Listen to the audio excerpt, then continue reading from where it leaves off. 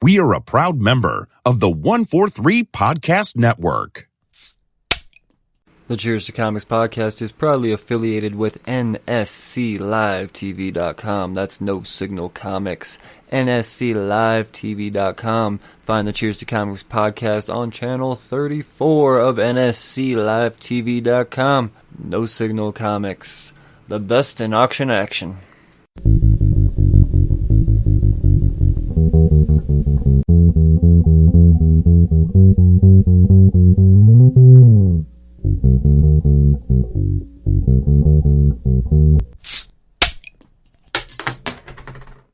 Well, hello again, slurs. Welcome back to the Cheers to Comics podcast. I am your host, Brian Wayne, and this is Creator Corner.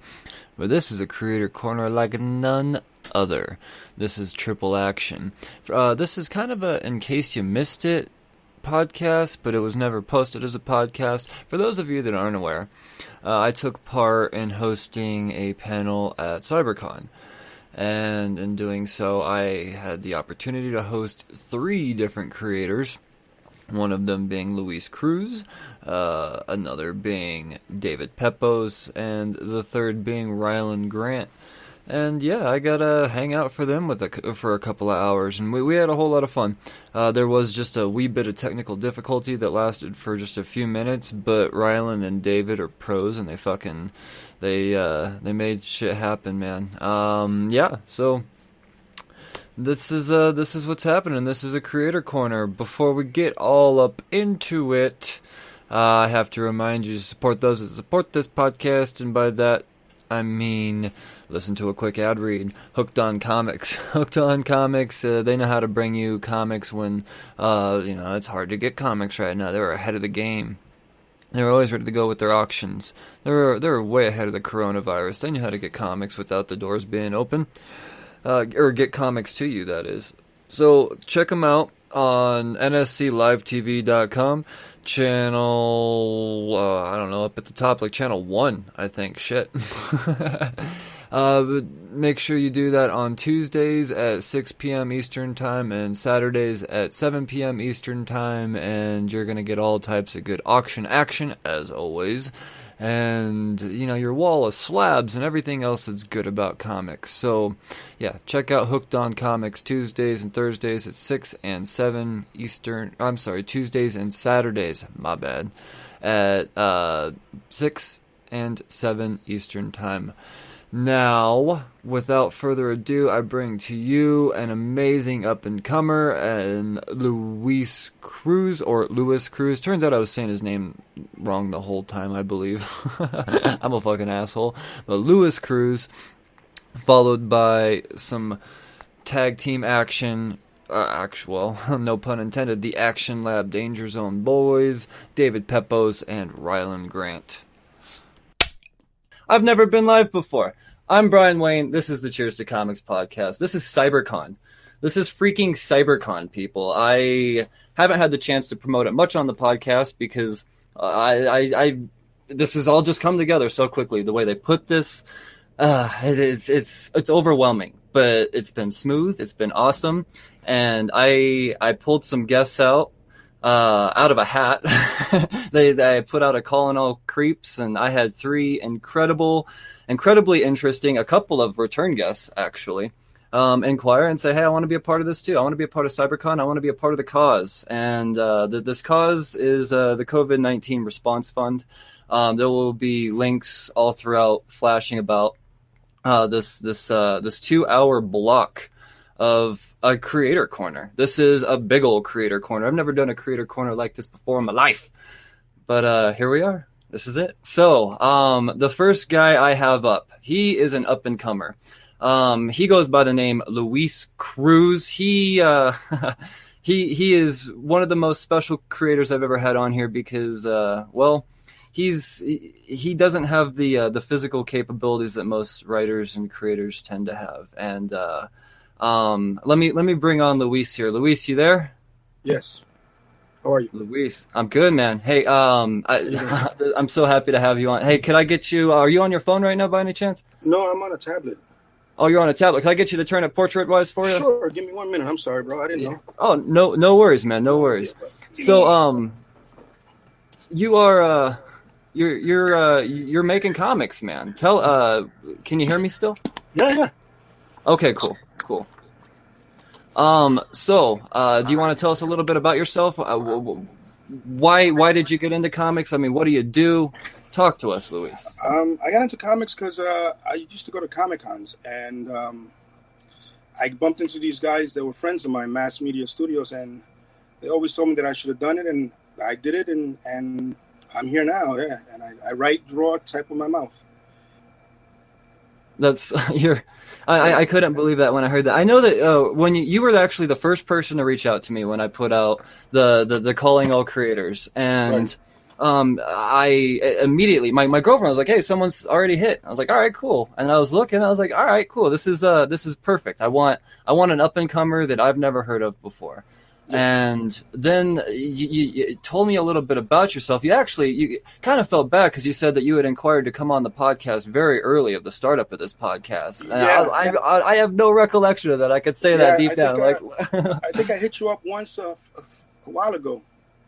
Yeah. Well, I think it's better to have you on now. My audience now compared to in the very beginning has grown vastly. This is definitely the better time to be on. So I think that all worked out in the right way for sure. But man, Luis, I am so happy to have you on. I'm glad this is actually happening. I had the chance. See the book that we're talking about, Jennifer the She-Wolf. I had the chance to read it. You sent me the PDF. I always read the books within a couple of hours before I talk to my creators. And so it's all fresh in my head, man. And I got to say, this is awesome. I love it. I love the way that you tell a horror story. A horror story is always going to be the first thing to draw me in. That's going to be the first genre to get my interest, because you could either botch it completely or you could bring me in. And you did, you do horror on different levels. You do the psychological thing, and then you do the gore thing. Yeah. Thank you. I love it, man. So before we get into Jennifer the She-Wolf, you say it was conventions that got you into comics. Are there any specific creators that you find to be influential? I'm a big fan of McFarlane. McFarlane's the man. Yeah, he's the man. He's so down to earth and cool. Every time I go to a convention, I actually have a video of him riding my wheelchair. No way. Yeah, that's so awesome, man. Yeah, man. He because I could walk, so he was doing a panel. When he came off the panel, I introduced myself, and I told him, "You want to ride this bad boy?" And he got on it, and he drove it around, man. He was really cool, man. Yeah, he gave me a cool toy too. He gave me the Rick Grimes signed by him, the McFarlane toy. That's awesome, man. And then the next day, he told me come the next day, because I was at the New York Comic Con. And when I went the next day, I stood online to get a sworn signed by him. And his son recognized me from the riding the wheelchair. He goes, "Dad, there goes Louis." And he said, no, Louis, you don't stand online. Come on. You're my man right now. Come on. And ever since then, this was like 4 years ago. Ever since then, I don't stand on no line for McFarlane. He recognized me off the back, lets me in. We talk for a while and everything. Well, I mean, badass creators recognize badass creators, man. They know what's up, man. He knows what's up. Now you bring up wheelchair, and I got to talk about that, man, because that was really something that really, I would have had you on before you even mentioned it. I already said let's do this, but then you said, right. Well, I make comics with my mouth. Yeah, I write, and it's funny because some people write straight to a laptop or computer or whatever. I kind of punish myself. I write on notebook paper, and then from there, I transfer it over onto the computer where I edit myself. So I'm doing double the work, but I edit myself and I figure out what panel should go in, what panel should go out, and stuff like that. I even wrote a 216-page book, man, a novel that's been published by Darkfire Press. That's incredible, man. Yeah, man. That's incredible. So what gave you the writing bug? What made you just want to get into writing in general? I mean, have you always been a creative person? Does that start as a kid, or did you just say, I need to do something, man? No, when I was a kid, I wanted to be a police officer. Okay. And my doctor, he sat me down and he said, no, that's impossible. You can't do that. Your hands don't function like that. You are talented in other ways. You're good at writing and this, so that's what I did. I dug into my writing part, and that's how I did it. Now, I could write with my hands, don't get me wrong, but there was a teacher, and when I went to high school, he kind of messed that up. He didn't feel that, how should I say this? I was his first handicapped person in his class. I was in they called it back then mainstream class, because I was too smart to be at a, what's that called? Special ed class. Because automatically, because of my physical, they put me there, and my mother fought for me to come out of there because I was too smart to be in that class. So they put me in a mainstream class, and this teacher decided to write on all the boards really, really fast, where I couldn't keep up with my hand.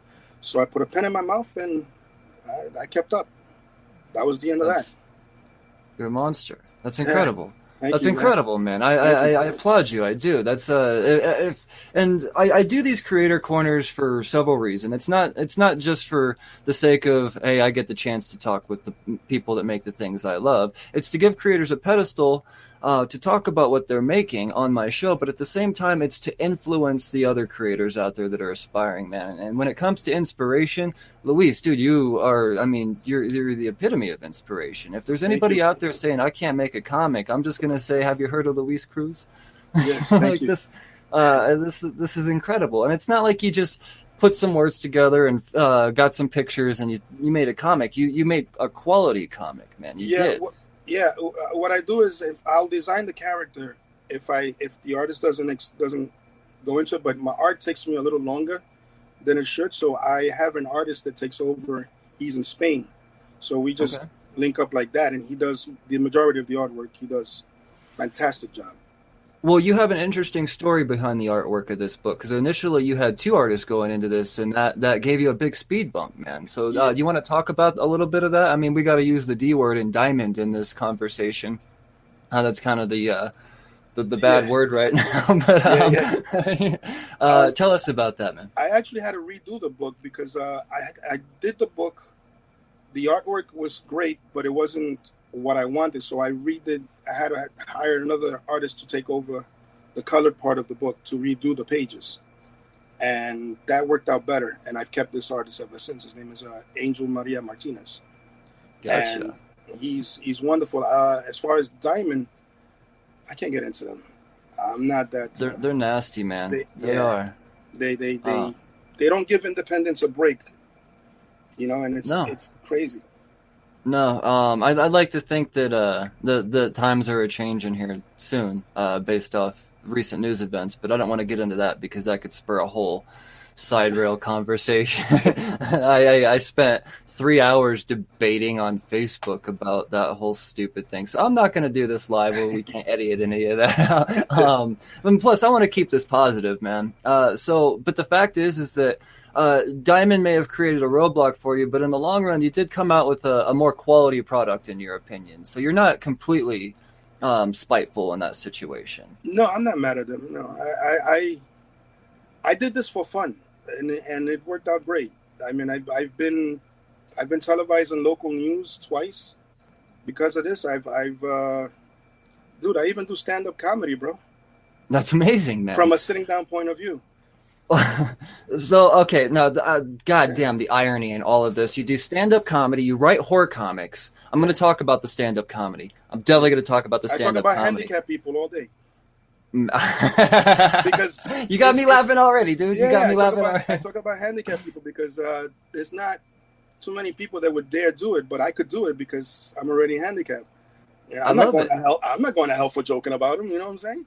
No, man. Exactly. Jokes are jokes, dude. Comedy is the one sacred form of art that we have left where no one should be able to judge anything coming out of anybody's mouth, man. Exactly. That's good for you. Good for you. So you're funny off stage, but you get into books and you write horror. What got you into horror, man? I only write Jennifer the She-Wolf horror. I actually am a big sci-fi buff. All right. I'm a big sci-fi buff. I have another book called Fuel of Life, where the premise to that is, what if our blood was used as fuel for an alien ship, and we called them vampires, but they weren't vampires. They were just aliens wanting to skedaddle. Come on, man. Come on. That imagination. Yeah, and I did that as an illustrated book where you turn the pages, one page illustration, the other page text. I love it.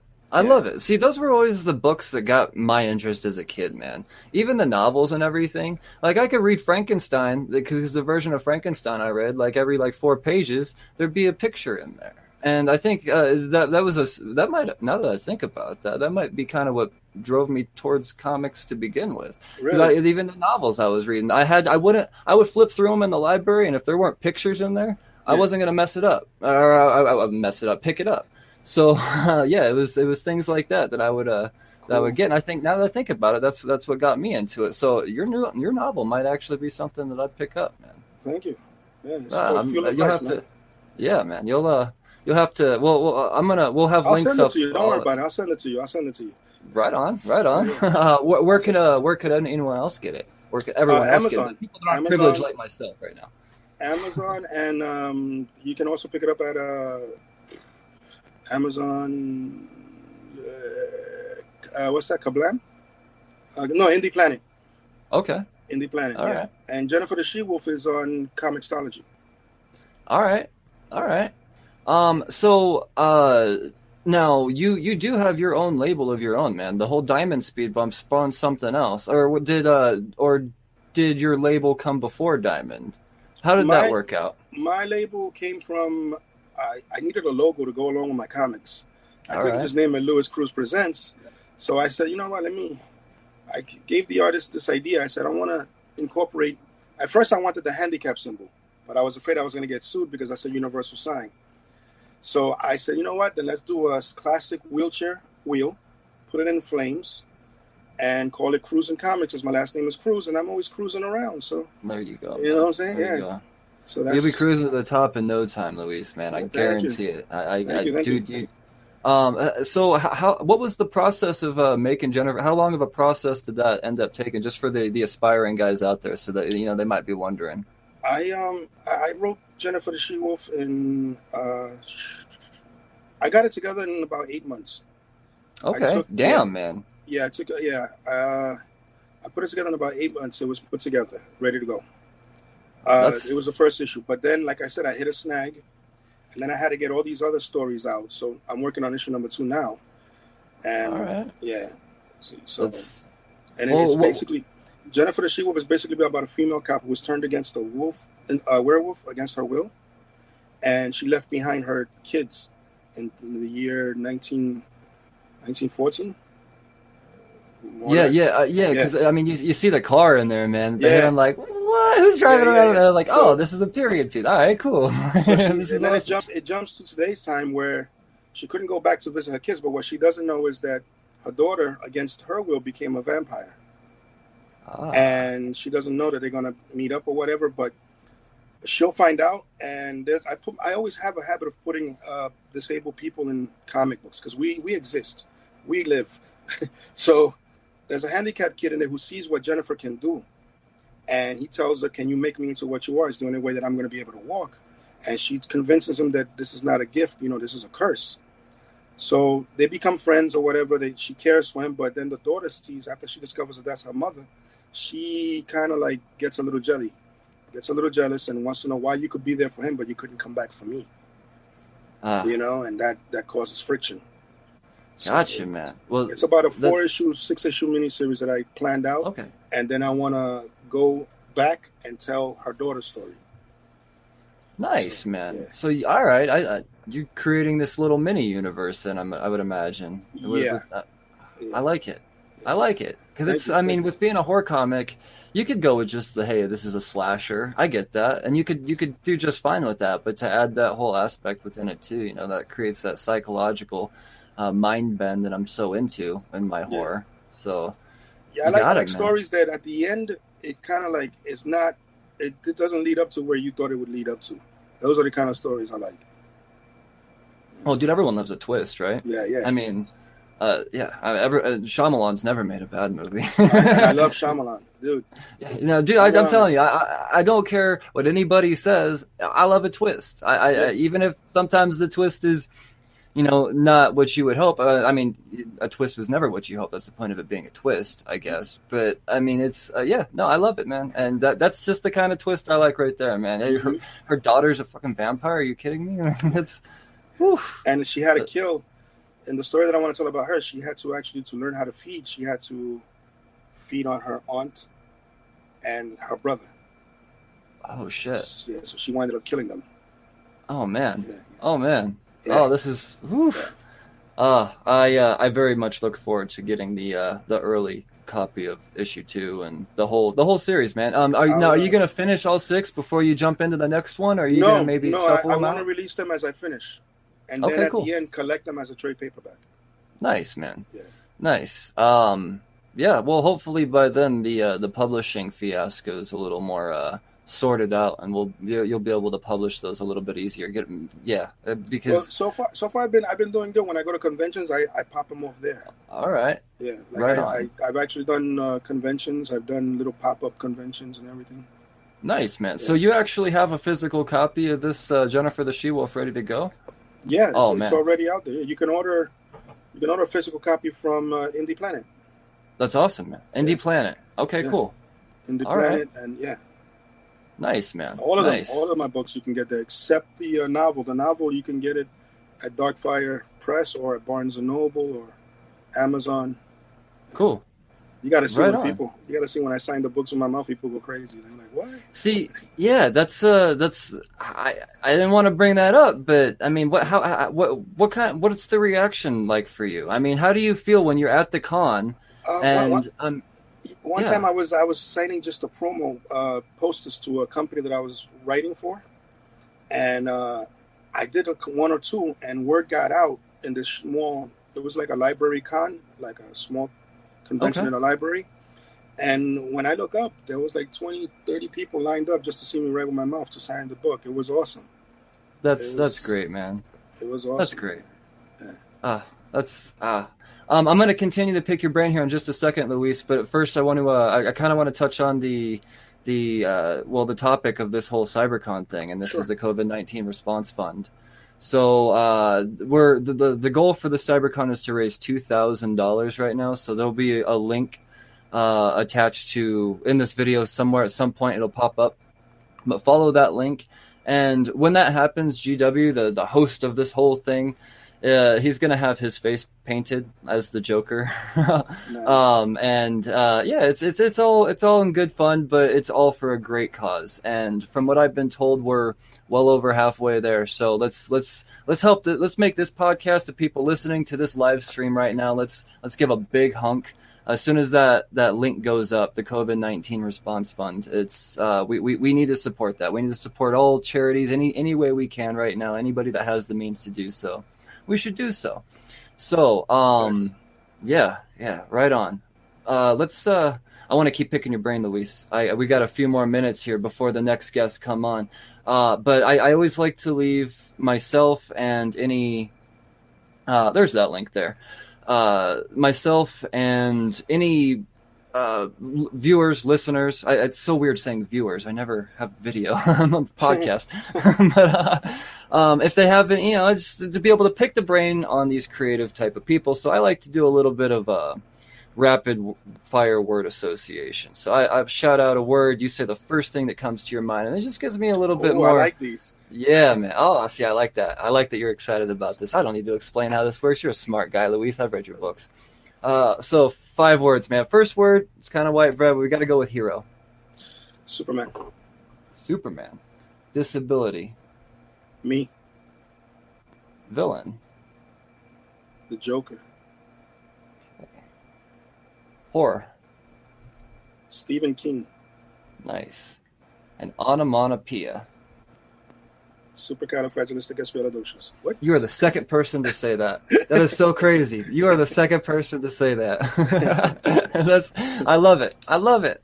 See, now I gotta look into the psychology of that, because there's obviously, this is why I do these. Now I have other things to relate these to. I can go back and I gotta remember the creator that said that first of all, and then now I can kind of maybe do some comparisons and see how these brain links work. And I don't know. This is now I've got data to compare it against other data. Now that we have some similarities here, I like this. I get a lot out of this. Stephen King is, I would imagine, an influence of yours. Probably why it popped up. Yes. Maybe he's just the name that's associated with horror. No, he's an influence in my writing. Right on. Him and Kevin J. Anderson, which he's also a good friend of mine. Every year for my birthday, He's actually sent me one of his books, PDF. Nice. Kevin J. Anderson. He's a really cool dude. I love it. Yeah. That's awesome, man. So the disability thing, I like that you just own that. You just say me. I like that. See, I that's how I took that, at least. I mean, this is all for us to dissect on our own, but that's I like how you just own it. And fuck it, man. I make comics. I'm disabled. I don't give a shit. I like that. It has its good points and its bad points. The only thing I don't like is like the movie Sign. Remember that movie when it came out? The movie, which one? Not movie Sign. I'm sorry, The Sixth Sense. Oh, The Sixth Sense. Yes. At the end, everybody hit their forehead and was like amazed. Okay. I couldn't do that. I couldn't do that because my hands don't work like that. I couldn't do that. You're a fucking comedian. I love it. Oh, Luis, man. Where in the world are you? So that anybody maybe in your area could go once the clubs open up again, man. Where could they find you? I live in the Bronx, New York. Oh, all right, right on, man. Yeah. You're in the heart of it, and you're in a great city for comedy, man. Yeah, I did 2 shows at Broadway Comedy Club and 1 at Rodney Dangerfield's. That was dope. I bet. Jesus, man. I get the chills anytime I hear that man's name spoken. Yeah. He's one of my favorite people to ever live on this planet. And I love the results I got from this comedy thing because I didn't think anybody, because I got friends and they'll tell me you should do it. So I said, you know what, I'm going to do it. And I reached this promoter online and he said, here's my number. If you can make me laugh in less than 3 minutes, I'll put you on. So I called him up. I had him laughing in less than 3 minutes, man. You're natural, because I talk about handicapped people, bro. You're natural. You know how they jump you? Tell me. You know how handicapped people, if you say something bad, you know how you get jumped, right? Tell me. You know how people in wheelchairs do it? They'll circle around you, and they just start doing this because that's all they could do is jump. They can't do that. Oh, man. Oh, man. That's a shit. I had a teacher, bro. She wanted to do If You're Happy and You Know It, Clap Your Hands. That was when I was a kid. And as a kid, I looked at him like, how the hell does she want me to do that? I can't use my hands like that. So I came out and I said, if you're a cripple and, shake a leg. Oh, man. You're great, dude. You're great. I love this. So what do you want your legacy to be in comics, man? How do you want this to go down? Do you want to get picked up by one of the big 2 and write one of the greats, or do you just want to say, I got my own ideas, I want to stay indie proud, do my own thing? Because no one's going to judge you either way. I don't even want to go for the big 2. Good for you. I would like to do, I've always tried to get into Action Lab. Always. All right. Well, and, wouldn't you know? Yeah. And I wouldn't mind, giving them, doing Jennifer under their logo. That'll be dope. But that and IDW. All right, I love IDW, man. The vast amount of IPs that they have and how they make them good, and there's just you could bring your if there was you could just open up an IDW store and have every type of comic you could ever want to buy, because that's just what they produce, man. Everything from My Little Pony to the fucking Ninja Turtles. Yes. It's the best. I love IDW. I didn't realize how much I love them until I put things in perspective that way. They do everything right. I have this idea that I would like to pitch to one of them, and I'm going to let you tell me what you think about it. You know Jekyll and Hyde? I do. What if Jekyll was a mother, a doctor, a scientist, who discovered a cure for her son who's disabled, for he can walk? And instead of making him walk, it turns him into this grotesque... Now, his name is Hyde. The last name is Jekyll. So Dr. Jekyll creates a cure for him, for her son, and it turns him into this monster who is mentally unstable now, and he goes around doing what he does. But at the end of the story, he'll come back because she goes out hunting him, and she always misses him. And at the end of the story, he'll come back to her, gets on his knees, and gives her a gun and tells her, I'm tired. I'm done. Do what you will. And that's the premise of my Jekyll and Hyde story. I just want to know if I'm going to get in trouble for writing that because it's using Jekyll and Hyde. But it's not. Oh, that's a question I probably couldn't answer, but I it's so, this is weird how the universe has brought this together, because my next two guests can easily answer that question for you. Oh, cool. Please, yes. So maybe we maybe stay on the line here. Maybe we'll pop you back in. I think, you know what? We'll pop you back in towards the end of this. I'm gonna put them on the spot, man. I'll put them on the spot. And plus, you know, you want to get, these guys are just great. So you're gonna love David and Rylend that I have coming up here, man. Cool. But yes, I mean, you could really pull from these two guys. So I'm not gonna leave the group. I'll just stay on. You're gonna cue me off, right? Yeah, and then we'll cue you back up here in just a bit. But first, before I bring on my next guest, I wanted to let you know that NSCLiveTV.com, a huge sponsor of CyberCon, my main sponsor for the Cheers to Comics podcast. We have created your own channel for you over at NSCLiveTV.com. We're going to link all of your work. Kevin is in the process of building it now as we speak. So when this is all said and done, you will have essentially your own little block built, and people will be able to, you know, through the NSC Live TV funnel, which with a ton of traffic that comes through there. Yeah, man. So yeah, I recognize real content, and Kevin over at NSC said, I like this guy, and he said, I'm gonna build him a channel, let him know, and I said, I think I'm gonna wait, and I want to let him know. Yeah, man. So welcome to the family. This is you're officially part of NSCLiveTV.com. Cool. Thank you. Tell them thank you. I appreciate it. Absolutely. And Kevin will be in touch with you. I'll be in touch with you more. I'll let you know what your channel is, and yeah, we'll get you all your info, man. So yeah, like Brian, I said, dude, I love what you do. Thank you. I'm actually gonna hit you up a few times during the week or something, because I like picking your brain. You know what I'm saying? Right on, man. Well, that's my brain's here to be picked. All right, it's here to be picked.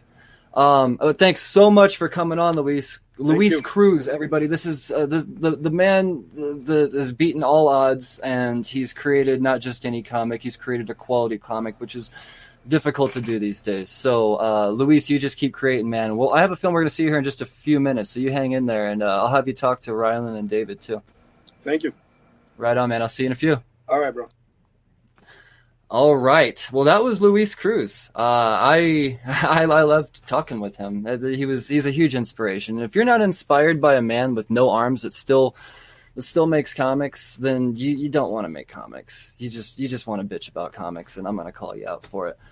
Two guys that don't bitch about comics, return guests to this podcast. They've been on early in the show. They were some of the earliest creators that I cornered on this podcast. They are monsters in the industry. A lot has developed in their careers since I talked to them last. They're both big names. I would even go as far as to say maybe even the poster children at this point for Action Lab, on account of all the Ringos that they have brought in their way. So, without, any further babbling, I got to bring on David Pepose and Rylend Grant. You guys here? Hi, thanks so much for having me. Oh, Yo. Man. What's up, guys? Oh, I'm happy to have you guys on. So happy to have you on. I got a nice reflection in my glasses. I kind of look like a glowing-eyed dude. That's pretty cool. Glowing-eyed dude. I don't know what to do with that. The Matrix. I can take them off, but then I can't really see you guys. I don't know what the best of both worlds is, but all right. Well, I don't know. It depends on which side of the screen you look at. I mean, you don't have to have them on. But look at you guys. This is so awesome. I'm like a child. That was a hell of an introduction. Thank you for that. Yeah, well, seriously. That's well huge. Deserved. Well deserved. You guys, I have been following you guys since I first heard your names. Early guests on the podcast. I know a lot's developed. Rylend, when I first talked to you, I was just reading the first issue of Banjax. Lots developed since the first issue of Banjax. Like 3 more issues. And a trade. Yeah. And David, yeah, man, it's a good trade. It's a really good trade. It's been revisited. And then David, man, I was introduced during the first issue of going to the chapel, and holy shit, it took long enough for that 4th issue to come out. I sat on it, having it for like 6-8 weeks. Yeah, I refrained. Yeah, no, there's nobody more chomping on the bit for that last issue to come out than me. But I I hope that everybody felt that the ending was worth the wait. I'm very happy with how the book came out. I'm really excited that we got our trade out before all things COVID hit. And fun things going on with that book. So, thank you for all your support for it. Oh, of course, man. And we're gonna dive more into that because, like I said, we were first talking when it was all just beginnings. In a sense, it's ended, and I have no problem spoiling things. So we're gonna talk about stuff. And same thing with Banjax, man. Like I said, it's that another harsh ending, and I love your gritty style, Rylend. I do. I knew right off the bat as soon as I read it. I was like, this is the type of superhero stuff I like, and it's so not typical at all. It's so atypical. Yeah, Banjax gets pretty ugly. Aberrant was more of kind of like had more of a poppy swagger. Aberrant was my first book for the uninitiated, the Ringo Award-winning book. Yes. And that had more of a poppy swagger. I mean, that was more kind of like a Tony Scott action movie, an ode to 70s paranoid spy thrillers, that sort of thing. But yeah, Banjax is about as bleak and ugly and dark as it gets, kind of like Death Wish with a superhero. So yeah, not a lot of hope and love and, comedy in that one. It's still funny. Love. Its own way, but yeah, I mean, it was, I think everybody who does this has to do superheroes at some point.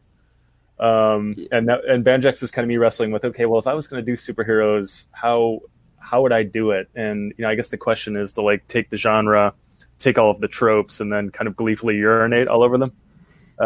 So that was my mission. Hopefully I accomplished it.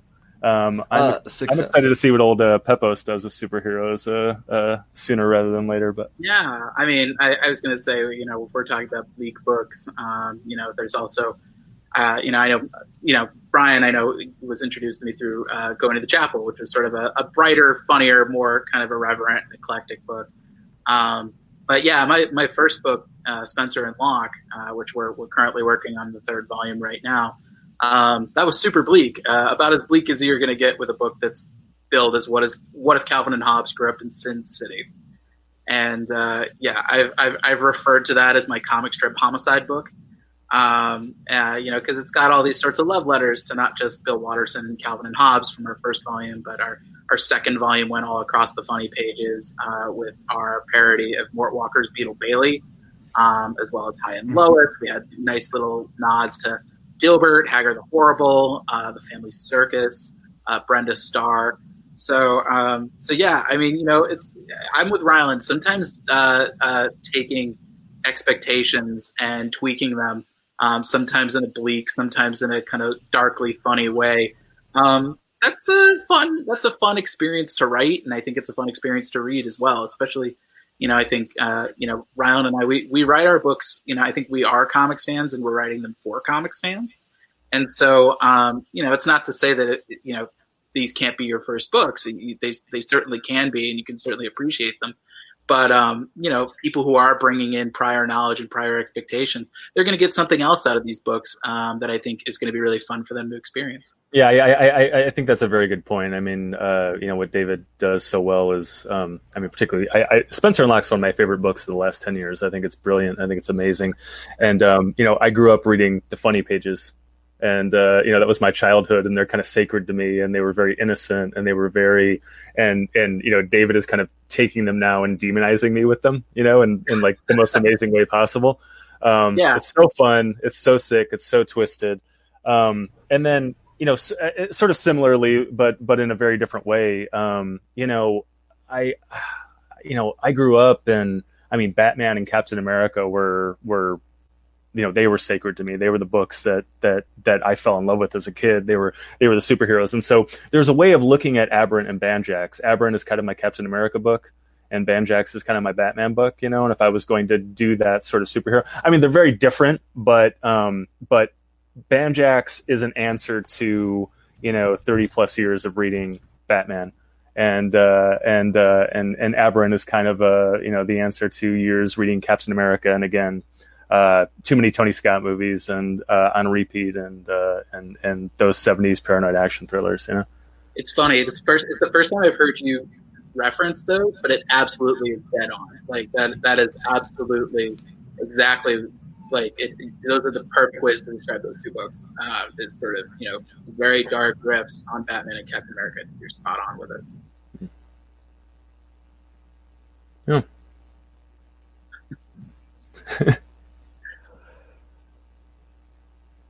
Brian, are you there? What's that? Oh yeah. I mean, I completed my thought. Is there? I was looking. Brian? His screen's. Oh, yeah. Okay, looks like Brian's frozen. It's our feed now. We have successfully taken the feed. Yeah. Us. We have won. Okay. Oh, David and Rylend, I don't know if you guys could hear me. You guys take it for a second. We'll figure this out. Yeah. Oh yeah. No worries. Well, Well, while we have the feed, you know what? We'll shill for our books. It's right now nominations are open for the 2020 Ringo Awards that are going to be at the Baltimore Comic-Con, and you can vote for both Rylend's book Banjax as well as my books Going to the Chapel and Spencer and Lot 2. Our books and their various creative teams are all eligible for this year's awards. RingoAwards.com. Yes, RingoAwards.com. Yes, Rylend and I are both no strangers to the Ringo Awards. Rylend won last year for Best Villain. Spencer and Locke Volume 1 was nominated for 5 categories when it came out. So, these are fun books. So definitely, while we've hijacked the feed. I'm so happy about this. We have taken over a virtual Comic-Con. Yeah. Our evil plan has been hatched. Yes. I was going to say, well, that's why you had the reflection going on in your glasses. You were going full on Matrix, and you were just like, we kick out exactly. Yeah. So the Ringo Awards thing is great, and then maybe we should also highlight the creators for comics auctions that are going on right now, right? Well, what? I'm sorry. The creators for comics auctions that are going on Twitter right now. I think that's a really good thing. Yeah. Yeah, just like the Ringos are open to the public, anyone can vote for them. Anyone can also bid on auctions for creators for comics. It's a hashtag on Twitter, and all funds are going to the Book Industry Charitable Foundation, which is gives out grants to support comic shops that are struggling during COVID-19. And Rylend and I both have we're both auctioning off pieces. You just go on Twitter, you look at my Twitter account, which is Pepose D, or Rylend's Twitter account, which is Rylend Grant, right? Yeah, it's my name, Rylend Grant. At Rylend Grant, excuse me. I mean, there are creators who are auctioning all sorts of things. Chip Zdarsky is auctioning a short erotic story starring you that he will read to you centrally over Zoom. I have $1,000 bid on that one right now, so stay away from that, please. Yeah. Gail Simone has tapped into her friends in Hollywood. She's gotten the actresses who play Black Canary and Renee Montoya from Birds of Prey to do an auction. She's also gotten the martial arts expert, who I guess was the model for Mulan in the animated version. I guess she's doing a webinar martial arts class. Oh, wow. I'm offering I'm offering 3 different auctions. I've got a free Skype creator or pitch critique. So any comics pitch you want to send, I'll give it my 2 cents. I'm also auctioning off signed trade paperbacks, as well as the first issue script and pitch document for either Going to the Chapel or Spencer and Locke Volume 1. And Rylend, I know you got some cool stuff that you're auctioning. What do you got out there in the? Yeah, so I kind of followed your lead in. I was kind of a late entry. I think I got in about a day after you. But yeah, if you go look at my Twitter right now, what I decided to do was, so I am doing one-on-one Skype sessions. Basically, you set the agenda. If you want me to, I'm a screenwriter by trade. I mean, I've written for Ridley Scott and Justin Lin and Luc Besson and F. Gary Gray, a bunch of other people. So, I got that film television thing going on as well as the comics thing. If you want me to listen to critique comics, film, TV pitch, you want advice on getting into any of those businesses, if you want a how-to, that sort of thing, I do a lot of panels at cons and whatnot. Basically, you set the agenda, pick my brain for an hour. So I am, it started off as an auction, but then I saw that there were a lot of people interested. And so I kind of shifted gears, late, yesterday And basically what I did was whoever will donate $100 to the foundation gets a one-on-one Skype session. So I've already booked 4 of them. Wow. So it seems to have been a good strategy. There were a lot of people that wanted them. I thought just giving out one was maybe not the best way to raise money for the good cause. So I'll do as many as there are donors. So please hit my hit my Twitter up and let's money for comic shops. That's what this is all about. So, yeah. That's terrific. Oh, look, and there we go. How you doing? The virus got my internet, I guess. I don't know. I'm back though. I'm back. Yeah, you guys killed it though. I was watching.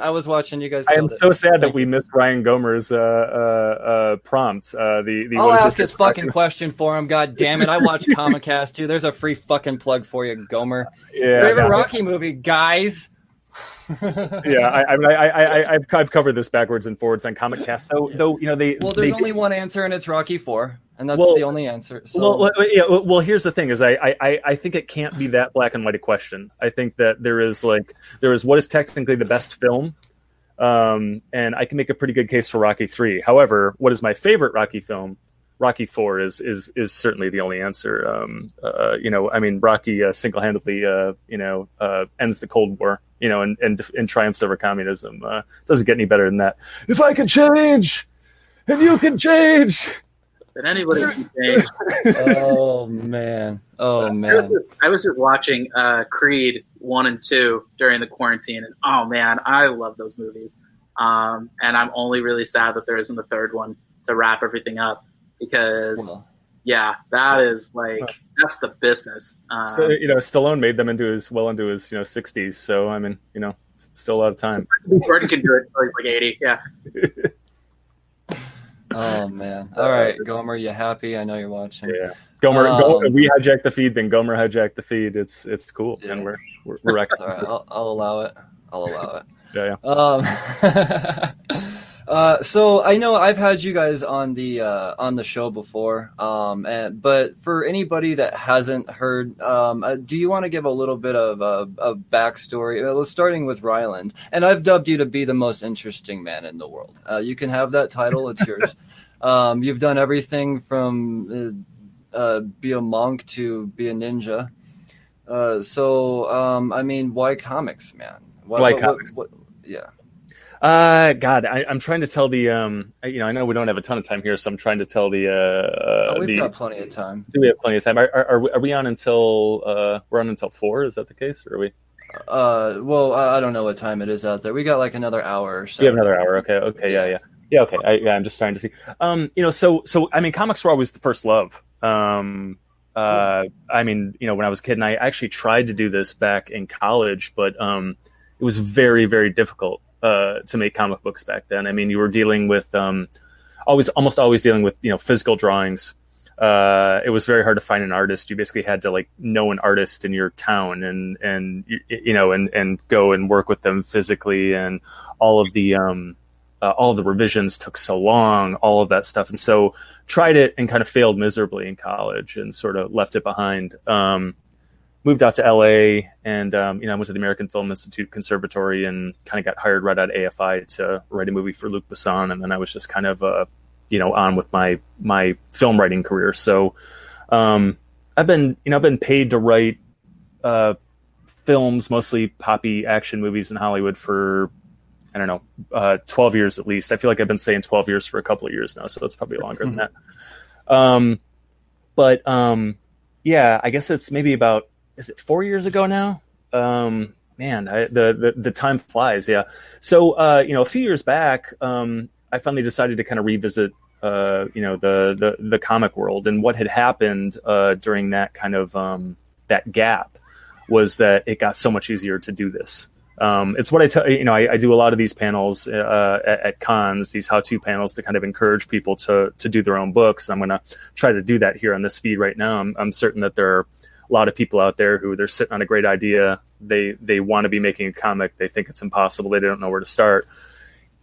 I'm here to tell you it has never been more possible to get your comic made than it is right now. I almost said easy, but it's never going to be easy. This is like a daily kick in the nuts. But you got to work hard. You're going to cry a little bit. You're going to probably not have too much of an affliction for money either. Exactly. But that said, like, there's Kickstarter, there are all these things, but basically what happened is, the kind of like internet information revolution. Now there is digital workflow. Everything is done digitally. Files are just kind of traded over Dropbox. You can be, 10,000 miles away and working together with somebody. It's amazing. Then social media has really opened things up. There are these massive forums on Facebook, on websites like that, connecting comic book artists and writers, where there are like 30,000 members. And all it is like an incredible artist gallery. It's an artist in Spain, an artist in Colombia, wherever, putting up their pages saying, here's my work, guys. Here's my page rate. Please hire me to do something. I'm desperate for work. You no longer need to know that artist in your town. You no longer have to deal with physical drawings. So cut to a few years later, I have these 2 books published. I got a Ringo Award sitting on the mantle, a couple more nominations. I have 4 or 5 other books in the pipe. Some of which have suffered pretty dramatically because of this whole industry shutdown. I had kind of two books with pretty high profile publishers stall out amid this thing, so I'm still licking my wounds over that. However, now I have artists working for me in Brazil, in Portugal, in Hungary, in Mexico. My go-to colorist is in Indonesia. My letterer is in the UK. Some of them don't even speak English. You know what I'm saying? I send an email full of notes, and they, pluck it into Google Translate and get about 95% of what I'm telling them. That final 5% can be a little bit tough for them to get, but we work through it. Long-winded way, I communicate with them almost exclusively via email, sometimes on Skype. David just popped out. And I pay them, via PayPal, and it just goes, man. So I seized my opportunity. I mean, when I saw, I've always wanted to do this. It was very hard to do this a few years back. Now it is much easier. And as soon as I saw that, I just put the pedal down, and I'm full of stories, and I'm full of energy. So comics are, comics are my first love. I mean, it was, with film, writing for film is, it's a difficult go. I mean, I don't want to sit here and be the guy who's complaining about getting to write movies for a living, because there are 8 million people who would switch, places with me right off the bat, and I sound like an asshole. But the things you can do in Hollywood right now, you can fit on a postage stamp. They're basically making like 3 or 4 different kinds of movies. It's The Rock, and then the other 2 kinds of movies. Like those, and very few of them get made. The Rock and the Paper and Scissors. There you go. The 3 different good types of movies. And so the beauty of comics is that you can do pretty much anything, as long as it's good, as long as it's going to entertain a reader, and you can do it in any way. I mean, with those movies, it's like, I mean, I've written a dozen heist movies in Hollywood, and they all want them exactly the same. They want them executed the same way. And you can really let loose in comics. I mean, and that was what I did. Was I sort of made a promise to myself that I was never going to tell a straightforward story. Unreliable narrators, messing with point of view, messing around with time, weaving different timelines together, all that sort of thing. And it's, David does a lot of similar things. I'm trying to wow people. I'm trying to knock people's socks off with the way I tell these comic books. Mostly I'm just trying to entertain myself, because I got so bored as a screenwriter doing the same exact thing, phoning in those movies. I got good at phoning in those movies. I mean, they bought my house. I don't have to, work a day job or anything. I just write, but yeah, so comics kind of save me creatively. And I'm enjoying every second of it. That's awesome, man. I like that you bring up heist and then refer to David, because this dude knows a little bit about making heist comics. That's for sure. You write heist movies. This guy makes heist comics. You want to talk a little bit about going to the chapel, man? Like I said, we were just barely touching on it just a little bit in the beginning. I most of the books that I have worked on at this point have some element of crime to them, and my latest book is called Going to the Chapel, and it's about a gang of bank robbers who think that robbing rich people's weddings would be easier than robbing banks, and they're going to find out just how wrong they are. It's sort of like if Reservoir Dogs had a baby with Arrested Development and then chose to bring that baby to a wedding. It's a super fun book. It stars Emily Anderson, who is a wealthy bride who is grappling with a serious case of cold feet. And of course, before she can say anything, her wedding is taken over by a group of bank robbers known as the Bad Elvis Gang. And so it was a fun series. Like we were talking about earlier in the podcast, we wrapped in February. Our trade came out just after Valentine's Day. Perfect gift for any loved ones. But yeah,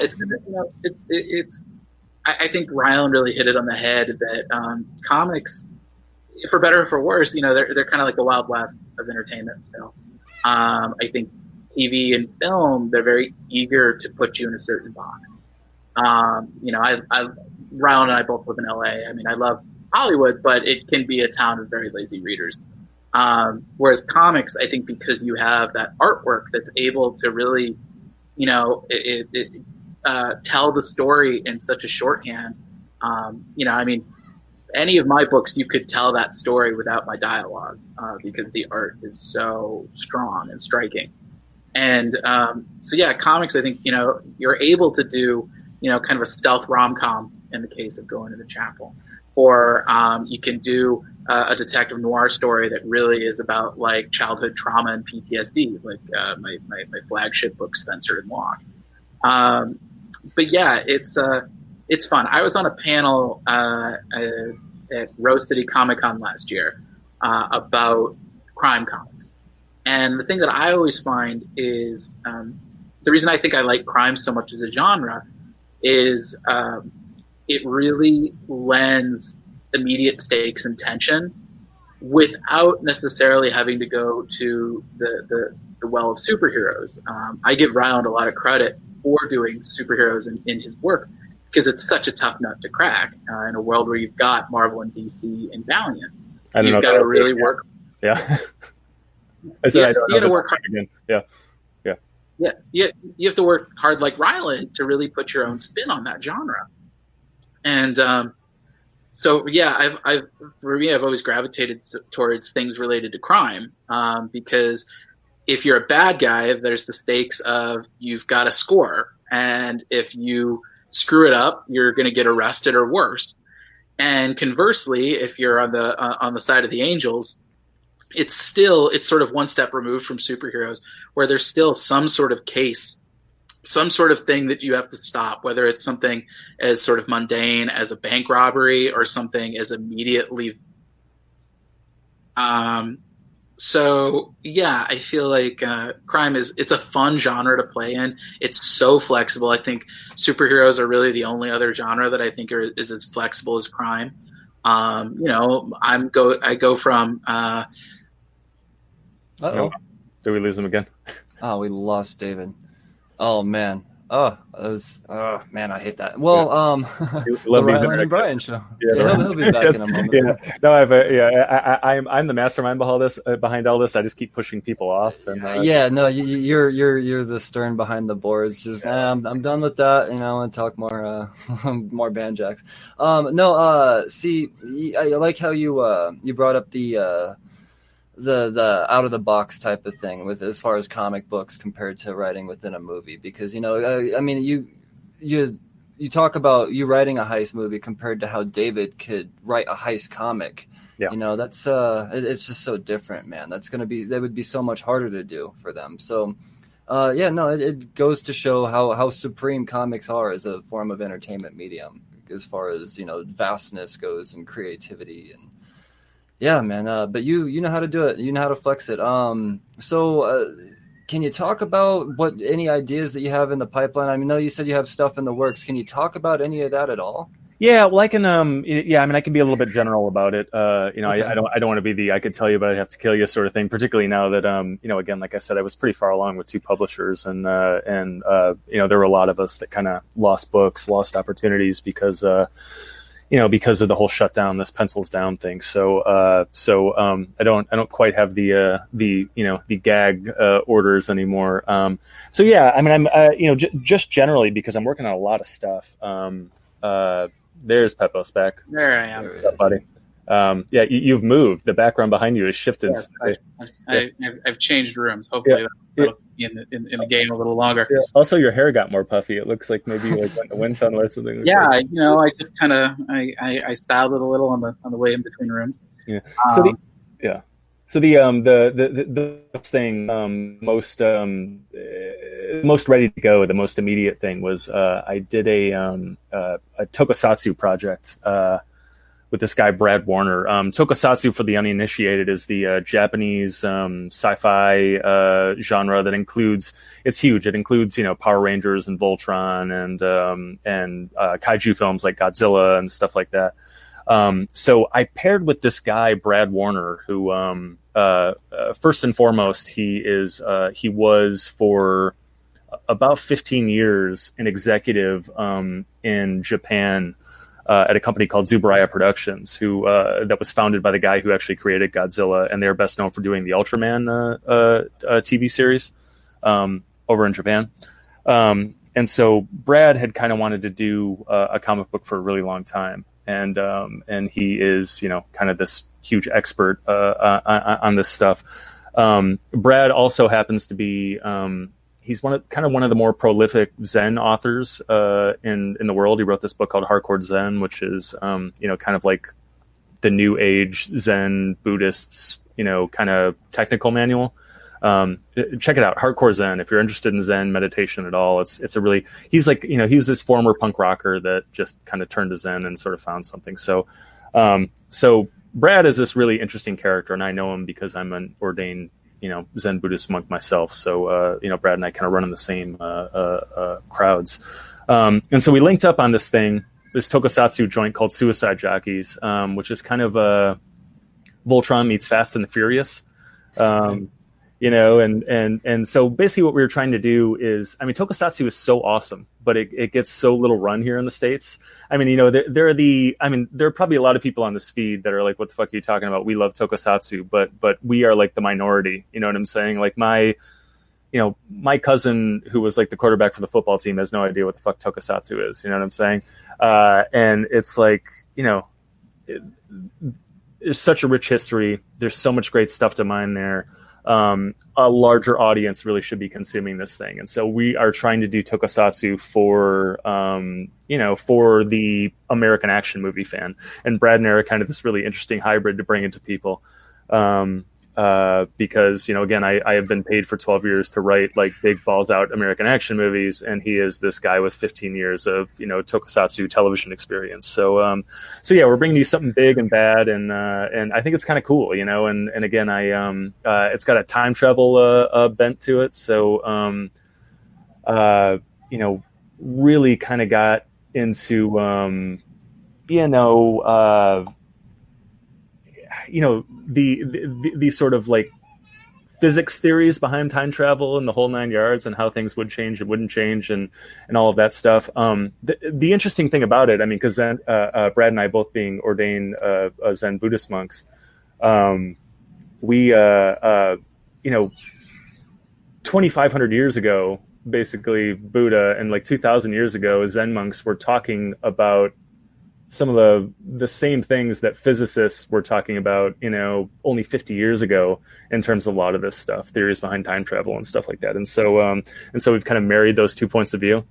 And we have found an interesting way to kind of like teach Zen in a comic book without people realizing it. I mean, that sounds weird and culty. I mean, maybe that's not the way to say it. No, this is fine. Yeah, but we are at the very least exploring grand kind of Zen concepts in like an action movie sort of setting. I know that sounds like weird and crazy, but I guarantee you it's going to be a lot of fun. It's going to be awesome, and ultimately it's going to be like sitting down and watching like a really good Fast and the Furious movie. And it's it's quippy and it's swaggery and it's a lot of fun. Yeah, it sounds smart. That's for sure. It definitely sounds smart. There's definitely some brains behind it. Yeah, that's awesome, man. That's exciting. Yeah. So. What was that? No, go ahead. Yeah.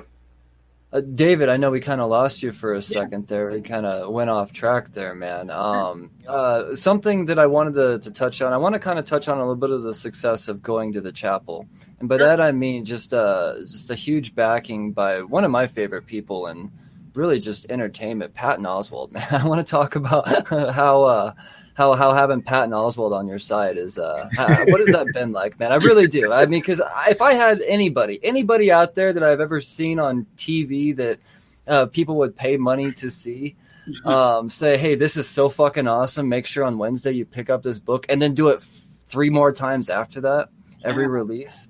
Come on, man. I mean, is that like the, fuck a Ringo, I got Patton Oswalt type of thing? Is that the recommendation? Yeah, it was pretty surreal. It was based on a lot of lucky breaks kind of happening all at once. I don't know about lucky, man. I don't know about lucky. Patton and I, we both frequent Golden Apple Comics, and I happened to run into them at I believe it was Long Beach Comic-Con about the week before Going to the Chapel came out, and I happened to slip Ryan Leibowitz, the owner of Golden Apple. I said, hey, just wanted to remind you, I've got a new book coming out next week. Let me give you an early copy just so you're kind of up to speed, so you're ready to really push this book. And I guess he must have read it and thought that Patton would really enjoy it because he added it to Patton's pull list. And I guess he liked it enough that he started tweeting about it from the parking lot. And for me, what was most surreal about it was I'd gone to the hospital that previous night with a kidney stone the night before my book dropped. So I went to a signing that morning with about 2 hours of sleep, still on painkillers, and then suddenly my phone starts blowing up. So it was very surreal, but no. You pissed yourself and the kidney stone went right away. Pretty much. I kind of had to turn to the shop owner. I was like, is this real or am I dreaming this? But no, Patton's a super nice guy. We've chatted a few times just over DM. He's been super supportive of the book. And honestly, having a professional funny person say that my book is funny is it's the biggest compliment I can imagine. I've said, whenever we get God willing, if we ever get a movie of this thing made, I want Patton Oswalt in it. It's the least. He's got to be, man. He's got to be in it. But yeah, it's been really cool and really, it's been really nice having somebody of that mainstream stature be a supporter of the indie guys, the little guys. And so, I feel like, it was certainly, I went from going from, oh man, what am I going to get as a pull quote to, oh, I got the pull quote sorted. It's just been, it's such a humbling kind of experience. And, I think it really just goes to show though, I've had so many people ask me, how did you pull that off? And there's no pulling that off. I got really lucky, and I had a store that really looked out for me, and a store that kind of saw what I was putting out and thought, who's the best hands I can put that out into? And it just kind of, it's a good. Yay, Golden Apple. Oh, he's back. Okay, back cool. I'm back. I was just going to say that it's a message about comics, which is it takes a village to really get all this stuff done. I want to jump in here, and I want to say I'm tired of the amount of pub that this Patton Oswalt thing is getting, because Lou Ferrigno and Eric Estrada really love Banjax. Nobody's talking about that. Okay, they were very enthusiastic about it. Eric sent it out in his snail mail newsletter. It was, typed in there with his typewriter. Nobody's ever talking about that. So, if I should follow Ferrigno on Twitter more. Yeah, Luis Ferrigno approved. You should just get bulk stickers. Pepose also got we did a signing together. I sort of helped throw this event at Golden Apple, where a bunch of us, I don't know what it was like 20 creators or something like that, got together on Halloween. And David and I are tabling right next to each other as we tend to do. And I'm like, hey man, can you watch my table for 2 seconds? I got to go over here and talk to somebody. He's like, oh yeah, no problem. And so I get up, and literally the moment I get up and disappear around the corner, fucking Gabriel Luna walks in, Yep. the new Terminator, and he's like, hey, I'm here to buy books. I don't have my table. Pepose is like, here, Gabriel Luna. He started live streaming Spencer and Locke on his Instagram, and I'm just like, wow, I got the new Terminator to like. This is like a week before the movie comes out too, so he's at like the height of his like Gabriel Luna ness. So hopefully we got a couple sales out of that. We'll see, but I'm betting. I think just jumping off of I cut in and out, but jumping off of what Rylend was saying earlier is it's very it's a big time of upheaval right now. I mean, it's kind of like a lot of publishers have said pencils down on things. A lot of their submissions processes have been halted. Like Rylend, I had a book that was kind of right at the finish line for getting picked up, and I was told, hey, we're sort of reshuffling all of our releases, so it's going to be a little bit before we get to you again.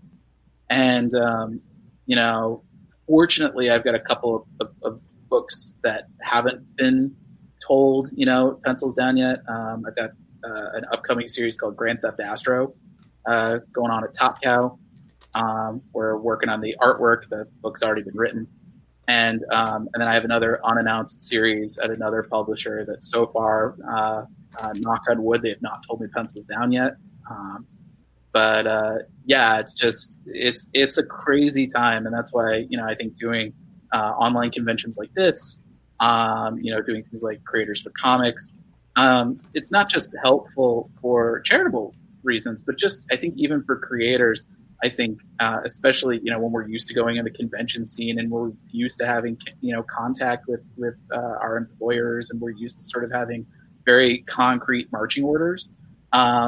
It's nice to have a little bit of normalcy and a little bit of connection, both with our fellow creators and with audiences, because I can tell you, I've been hearing left, right, and center about what's going to happen next for comics. Right. They just canceled San Diego for the year. DC Comics just announced their alternative distribution methods. Everybody's kind of grasping for some sense of normalcy. And I think until the dust settles, doing things like this, I think is really the best sort of stopgap measure until we can figure out what the new normal is going to look like. Yeah, because no one really knows what the new norm will be. Because we all know we're not. I think the days of 800 smelly, unkept nerds standing shoulder to shoulder, but nut to butt with each other in line. I think those days are. It's going to be harder to do. Yeah. So. I don't see very many cons happening in 2020. No. Even the ones that have postponed. Emerald City's postponed for August. Planet Comic-Con in Kansas City postponed to August. I feel very skeptical about August. Yeah. Even later shows like New York or Baltimore feel more up in the air than ever. Javits right now is a makeshift hospital. I don't know how many people are going to feel confident and comfortable doing a show a couple weeks after that, Yeah. It's you got to let the dust settle. Even if everything's ready to go, you still got to let the dust settle. You can't just jump in head first again. Yeah. We gotta feel this out. I at risk of talking out of school a little bit, that was sort of, I think, a lot of the trepidation I've been hearing about DC's new distribution plan. For those who aren't familiar with it, they have enlisted sister companies from DCBS and Midtown Comics, which are big mail subscription services, have enlisted them for distribution to comic shops all over the country. And they've essentially split it to everything west of Illinois and everything east of Illinois. And, I've seen retailers who have said, well, what happens that 80% of comic shops are under stay-at-home orders and can't be open? It doesn't matter who the distributor is if the stores aren't open. Mm-hmm. And so I think it's a valid point. And so, triage, I said this in a podcast yesterday that I was on. Triage is the name of the game right now. And it's sort of creators doing what they can to help their comic shops. It's doing whatever they can to sort of build up their own online presence and their own online web stores. And, I think just like what Rylend and I are doing, which is just banking content. Right now I'm working on 3 separate books simultaneously. I'm doing, Grand Theft Astro, which is Fast and the Furious meets Back to the Future in space. I've got an unannounced sort of post-apocalyptic thriller, and then my twist on a fantasy book, which I'm very excited with how that's coming together. We're about halfway finished through production already, and it's just I think people are going to be desperate for new content and new books once the COVID crisis really subsides. And don't get me wrong, I mean, there are plenty of people who love digital, and I think Comixology and Webtoons and Tapas are kind of, doing yeoman's work and keeping those channels and those audiences satisfied. But and then even the big publishers are still releasing like collections and stuff like that too. It does still keep something in their hands, in the reader's hands. I have found, and I think a lot of creators would agree on this, is that there are different audiences for this sort of thing. I don't think the overlap between the direct market print fans and digital fans, it's not a circle. If anything, it's, people say anecdotally that digital sales are about 10% of your total sales. I can say, at least from my experience, I don't even think it's that high. But you've got the print crowd, you've got the digital crowd, you've got the people who read Webtoons, you've got the people who do Comixology. You have the people who order strictly from Amazon or Barnes & Noble. And it's trying, I think it's incumbent upon us as creators to sort of diversify as best we can, in this time. Because I think it really is a game changer, and not just for the comics industry, but I think societally. And, while we don't know what the new normal is going to look like, we can at least take this is I said this yesterday because I've been fortunate that I've had one false alarm for COVID in terms of my friends and family. I consider myself really fortunate. And so I'm considering this, I've called it a painful gift of time.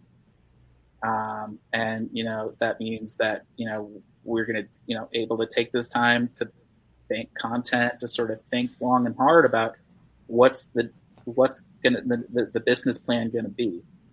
Yes, and I think that's what we should be doing with this time, is not just keeling over because the time has been given to us. I mean, this should not be a time of rest. This should be a time of, okay, we need to get our fucking shit together, and, we need to figure this out while we have the chance, while the things are on pause. Yeah. And, And what David is really hitting on, I think, he's not as blunt as I am sometimes, but the old normal in terms of the comic book industry was not terribly normal. This was a very flawed system, and I think that we are seeing it come crashing down right now, almost because that system was very much flawed.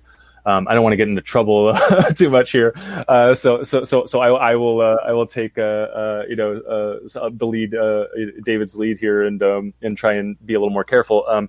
But I think that David just laid it out for you. Like, none of us had really. This is such an ugly, twisted puzzle that none of us had really been able to figure out. Okay, well, how much time should I be spending doing this, and how much time should I be spending doing that, and how important is digital, and how important is this, and should I be going to this con, and should I all of these things. I mean, this is what we wrestle with every day. I think the other gift of this whole mess, if we can look on the bright side, other than time, because this time has been valuable, and I've been trying to make the most of it, and I very much feel that you guys all should also, is that maybe, I think this is a huge wake up call. I mean, maybe we will, as an industry, and I'm including myself in this, finally get our collective acts together. Yeah.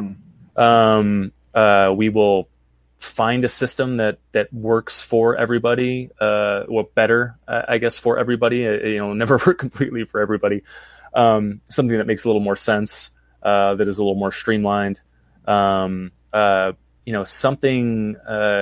It was like the doors necessarily had to shut, and it has all gone to hell. That can't happen again, right? And so we need strategic reserves, whatever the comic book industry equivalent of that is, for creators, for shops, for distributors, for publishers, all of those things. And there were a lot of these, a lot of publishers that were kind of just like hanging on by their nails, and you're not going to be able to do that anymore, Yeah, I mean, I think Rylend's absolutely right. And just, and I think that the tough thing that I've seen is that, we're an industry that's used to a lot of individualism. I mean, you've got some unity amongst individual books creative teams, but everybody's, this is an industry where, everybody's got to be their own pitch man. And so the problem is that, we're all trying to grasp for some level of control here. And the thing that I think is difficult for a lot of people to accept is that our control is very limited. I think there are solutions to be had, but they have to be made by people way well above any individual creator's pay grades. You need strong leadership from Marvel and DC, for example.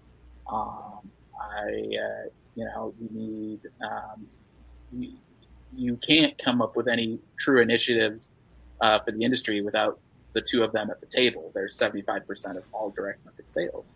You really can't. I mean, they're almost as much of a monopoly on the company as Diamond, or on the industry as Diamond is at this point. In a big way. But, the difference being is that if a meteor came and hit Diamond,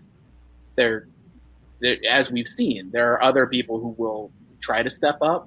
Whether or not DCBS and Midtown have the bandwidth to do weekly comic subscriptions for across country remains to be seen.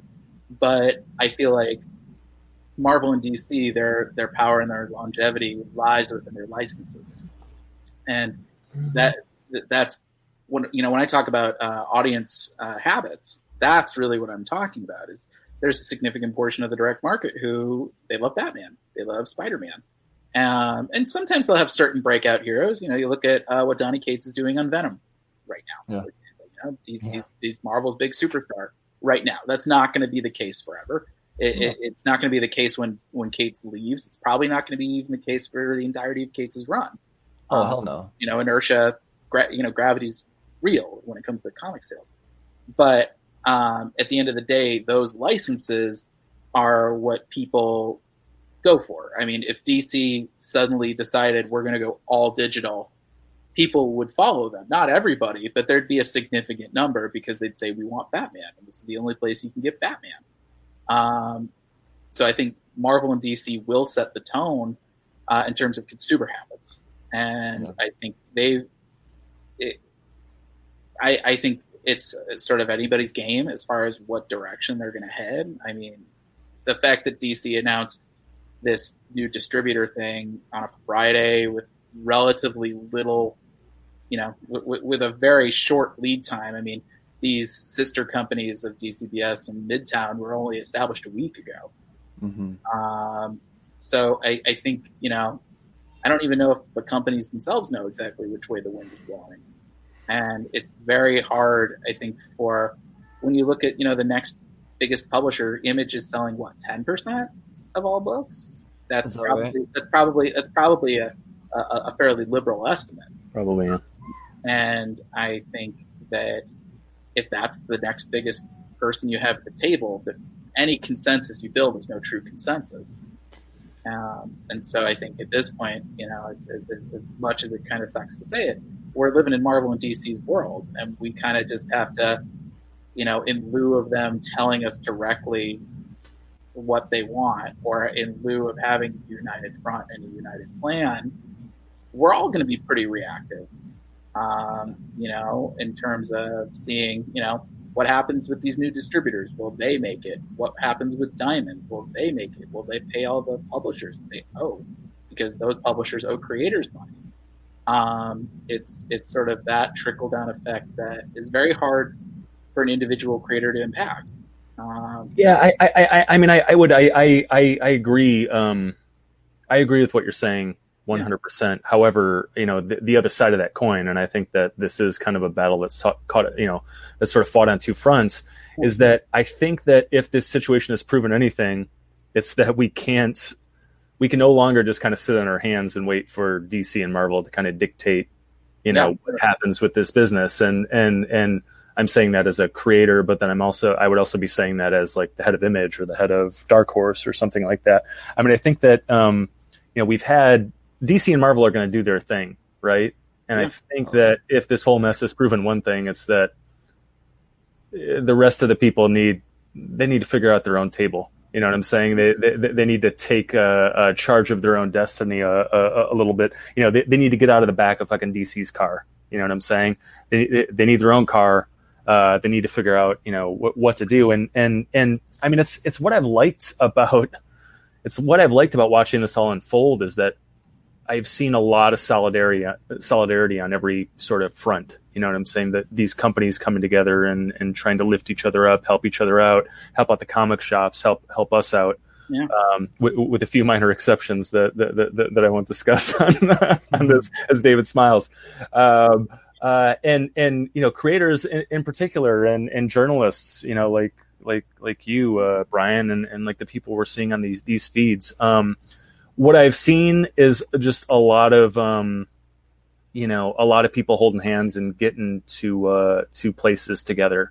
I see an opportunity open up for one person, and they try to slam 12 of their friends through it before it closes. And then that happens over here, and 12 more people are get slammed through a door, and we are all lifting each other up.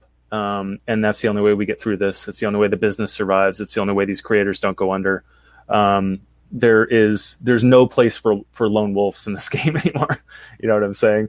I think that before this we were very fractured as a business and as a community, and that has hurt us a lot.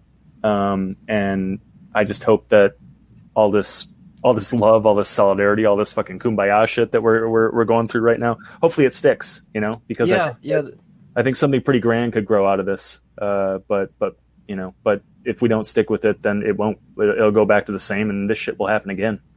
Yeah, you're absolutely right, man. We can't just do it because it's the popular thing to do is come together. I mean, we really do have to make it mean something, and this is the perfect opportunity. This is our door opening to make things a very flawed system that has been just even if it's just a little better, it's something. And hopefully it's not just a Band-Aid. I'm tired of Band-Aids. 20-year Band-Aids are bullshit. So I don't know, man. I don't know. This is definitely a very intriguing conversation, man. I know I can get you guys in a lot of trouble by asking some questions, and I really want to know. But I'm not going to do that for your sake. But we're talking about coming together and everything. But you guys are a part of something that, before I get into #CreatorsForComics, I want to talk about the relief fund that CyberCon is actually doing. I want to take a break from this podcast for a second and talk about what is it, the COVID-19 relief fund? That's what it is, and the response fund. There'll be a link popping up here soon. And right now, the goal for this is all a free Comic-Con. There's no tickets, no lines, anything like that. But there is a a website that we put up that allows you to donate. And whether it's, even if it's just $1, donate $1 and then tell 3 friends to donate $1. And then from there, I mean, we only have a $2,000 goal. That's it. And from what I understand, before I jumped on, we were a little over halfway there. So I have no idea what we're at now. But I urge everybody to go out and do their part. You know, we got to come together, not just in comics. Yes, this is my focus, comics. That's care about my family and I care about comics. That's about it. But everything else, yes, other things need to come together too. And the COVID-19 Response Fund, it's going to help out with the medical equipment and anything else that these first responders need. So I urge you to do that. But bringing it back into the world of comics, you two are doing something that I admire greatly. And this is a Twitter. This is all done through Twitter, correctly? The hashtag Creators for Comics. You guys want to talk about that? Take that on? Sure. Well, so yeah, Rylend and I we're doing something called Creators for Comics. It's a hashtag that's benefiting the Book Industry Charitable Foundation, or as the Twitter handle is BINC Foundation. And hundreds of creators all around the world are auctioning off original art, other services. They're getting their friends in on the action. Basically, it's a Twitter auction, and so I've posted 3 different lots up there. I'm doing a Skype critique or Zoom or email, for any comics pitch. This is coming from a 5-time Ringo nominee. It's coming from somebody who has 10 years under his belt as a Newsrama reviewer. Patton Oswalt tweets about you regularly. Patton Oswalt approved. So I'm offering that. I'm offering 3 signed trade paperbacks, both volumes of Spencer and Locke, as well as Going to the Chapel.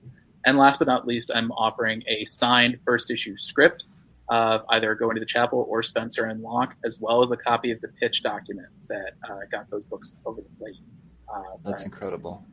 So we're doing bidding through Monday at noon Pacific, and top bid gets the stuff. Whoever wins the auction just has to donate directly to Book Industry Charitable Foundation. Send me proof that you've done it. It's a screen grab, or forward me the email with your receipt, and we'll deliver you the goods. I know Rylend's got something really cool he's auctioning off as well. Yeah, man. Yeah, we pimped this a little bit earlier, but I'm doing 1-hour Skype sessions with fans, comic book writers to be. Basically, I'll do a film, TV, or comics pitch critique like David's doing. I will do a comic book how-to, tips on getting into the business, anything you want to pick my brain about, film, TV, comics wise. The hour is yours. You set the agenda. I'm doing those for anyone who donates $100. So we've already booked 4 of them. So more the merrier. I will do them until, my eyes fall out of my head, as long as you guys donate. So if you got $100 and you want to help save a comic shop, hop on Twitter at Rylend Grant. Let me know you're in, make your donation, and we'll do it. You could you could hit both David and I on Skype. Why not? You guys have done things like that in the past too, for other Kickstarters and things. You guys have no problem opening up your brains to other creators and letting them in and giving. I mean, and you guys just aren't somebody that has had their name on a book. You guys, I mean, you've been nominated. These are real creators that have done real things that 1 billion people love. So this isn't just some random guy with a trench coat in an alley saying, "Let me tell you about how to make comics." Like, that's not what this is. Yeah, well, it started out so extra for the trench coats. Yeah. so I was saying about maybe 4 years ago now, I made the decision that I was gonna do this comic book thing, and I had no idea how to do it. You know what I'm saying? It seemed like Everest for me to climb. And so I started out at cons. Just, I was sitting in the audience like anybody else at those how-to panels, how to break into the business, how to get your comic published, all that stuff. And I did that for, I don't know, the better part of a year, and taking notes and, trying to find the right resources. And what I found is that there's a lot of good information out there, but there was a lot of shitty information out there too. A lot of information that was wrong or dated or or whatever. And so finally, after doing some work, I had what I thought was all the right information, or I knew the people that had the right information. And I use that to, get my book made, get my book written, produced, published, the whole 9 yards, Ringo Award, the whole 9 yards. But I had all this info, and it's like, okay, well, I could just sit here and hoard this for myself, or, I could be a good guy and try to sort of pay this forward. I mean, there were people out there that taught me how to do this. I have all the information. Why don't I make it available to everybody? And so, I started doing panels at cons. It was, again, a lot of great con panels, a lot of bad con panels. I set out to do great ones, and, getting your first comic published, directing your comic, kickstarting your comic, just, every little facet, the writer-artist relationship, the whole 9 yards. And so if I was going to do that, I couldn't do it all myself. And this is a business that changes, every month, every day, however you want to put it. And I knew that I was going to need wing men and women, people that were sort of on the front lines, kicking ass, people that knew the business inside and out. And David Pepose was kind of like the first guy I deputized to do this. And I think I can't even count the number of panels you and I have done over the years. So, yeah, I mean, yeah, it's funny. My Facebook memories, it's always a treat because, like, I don't know, once a month, like a photo of David and I doing a panel over the last like 3 or 4 years pops up. It's pretty funny. Just us, like, different shirts on, looking exactly the same. I feel like the first time that Rylend and I ever spoke, it was about talking about how to do publicity for your book, and Rylend, I think, expected it to be like a 10-minute conversation, and we wound up like talking on the phone for like 2 hours. And so I think that kind of set the tone for the rest of our friendship. Is that, like, yeah, I mean, we do panels together constantly, and we're always hitting the same LA shows. We're hitting the same LA sightings. It's a very Heckle and Jekyll kind of dynamic. And yeah, I think, having that community, I think, has been certainly been stabilizing for me as a creator who's still kind of finding his feet. And I feel like we've kind of built our posse up a bit, just with a lot of local creators that we keep seeing at the same shows. And I think that, so now it's like, we've got people like David Schrader and Stephen Prince and Charlie Stickney and Tony Donnelly. And with guest appearances from Dave Dwanch, and seeing that kind of cohort of creators who, we're not just peers, but we're friends. And I think that really goes a long way to establishing a real sense of community for comics here out. Yeah, and again, you talk about that. You go back to that doors opening analogy. A door opens for one of us, it opens for all of us. If somebody contacts me about a panel, I'm like, I'm in. Get Pepose, and 95% of the time they call David, and then David and I are on another panel together, and it's amazing how it's evolved. David calls it the posse, and I think that's a good word for it. Yeah.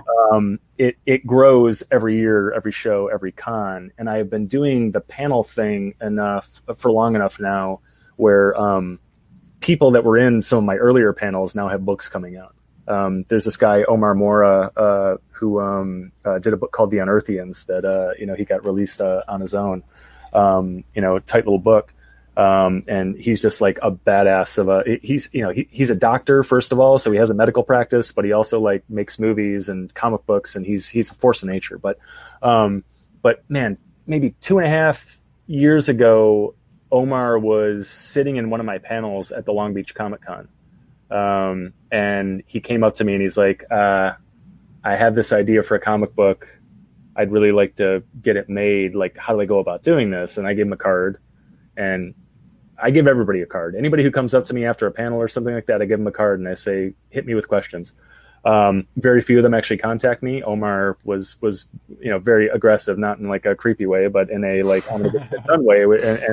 And so I'm like, okay, he's one of us. And I helped out where I could. I don't want to say, I took Omar, but Omar got his book made, and I helped where I could. And I love Omar. My story with Omar is after he was at a panel that we were on together, For some reason, he was doing a work errand at the Kinko's down the street from me, and I had to send out some sort of package, I think, for via FedEx, and I had just like rolled out of bed. I was looking like hideous, and suddenly somebody like taps my shoulder and is like, David, and I was just like, who are you? And it was Omar, and it was my first ever experience of a reader recognizing me in public. And I was like, oh, what a terrible way for this to happen. I was like unshowered and had like 2 hours of sleep, and I was racing a deadline, and I was like, I promise you, I'm not usually this disheveled. But yeah, but Omar is, I mean, he's a great example. Well, at the end of the Omar story is so a year and a half ago, he's sitting in one of my panels being like, how the fuck do I do this? And then, cut to like a year later, and he sat on a panel with us at San Diego Comic-Con. So he goes from in the crowd at Long Beach Comic-Con being like, I have a kernel of an idea for a book, to my book is out, and I am sitting in front. I'm sitting on Comics' biggest stage, San Diego Comic-Con, doing a "How do you get your first book published?" panel. I'm actually one of the panelists, and so that is what is happening with us right now. That's how moral. So Omar is one of these, and so when David and I do these Skype sessions, I mean, these are they're almost like we're looking for new Avengers. You know what I'm saying? The moral of the story is give David and Rylend $100, and you could be sitting next to him a year later, talking about your book. I personally guarantee that a year and a half later, you will have a book published, and you'll be sitting on a panel with us at San Diego Comic-Con. But it happens, and Omar's not the only one. There are plenty of people out there who were sitting in our panels that now have books, and they're they're badass creators. So again, people did it for us. David's the list of people that lifted David up is a little more impressive than mine is maybe. But we all had help, and so I just try to pay it forward. I do whatever I can. I'm not Superman, but if I can carry a couple of crates for you, I'll do it. I see a question down here. If you could write, I mean, besides just like getting my creator-owned work out the door, if I had to do any sort of licensed book, I mean, the cheat answer, of course, is something like Avengers or Justice League, because you get to do everybody. But barring that, I would love to do either Shazam. That's like my bucket list. I'd write 60 issues of that. No ifs, ands, or buts. Doctor Strange. And I would love to do an Archie horror book. I, in fact, keep bugging them every 3 months to be like, hey, how come you didn't do Archie Predator? I mean, something like that was. I would love to do Archie Predator. I trust me, it hurts me just as bad that I wasn't asked. But yes, I would love to do an Archie book. Afterlife with Archie was kind of one of the main books that sort of gave me that last push to decide to start writing. So I have nothing but respect. And last but not least, I will say I have a Captain Planet pitch that will make. Yes, I remember you telling me about this one.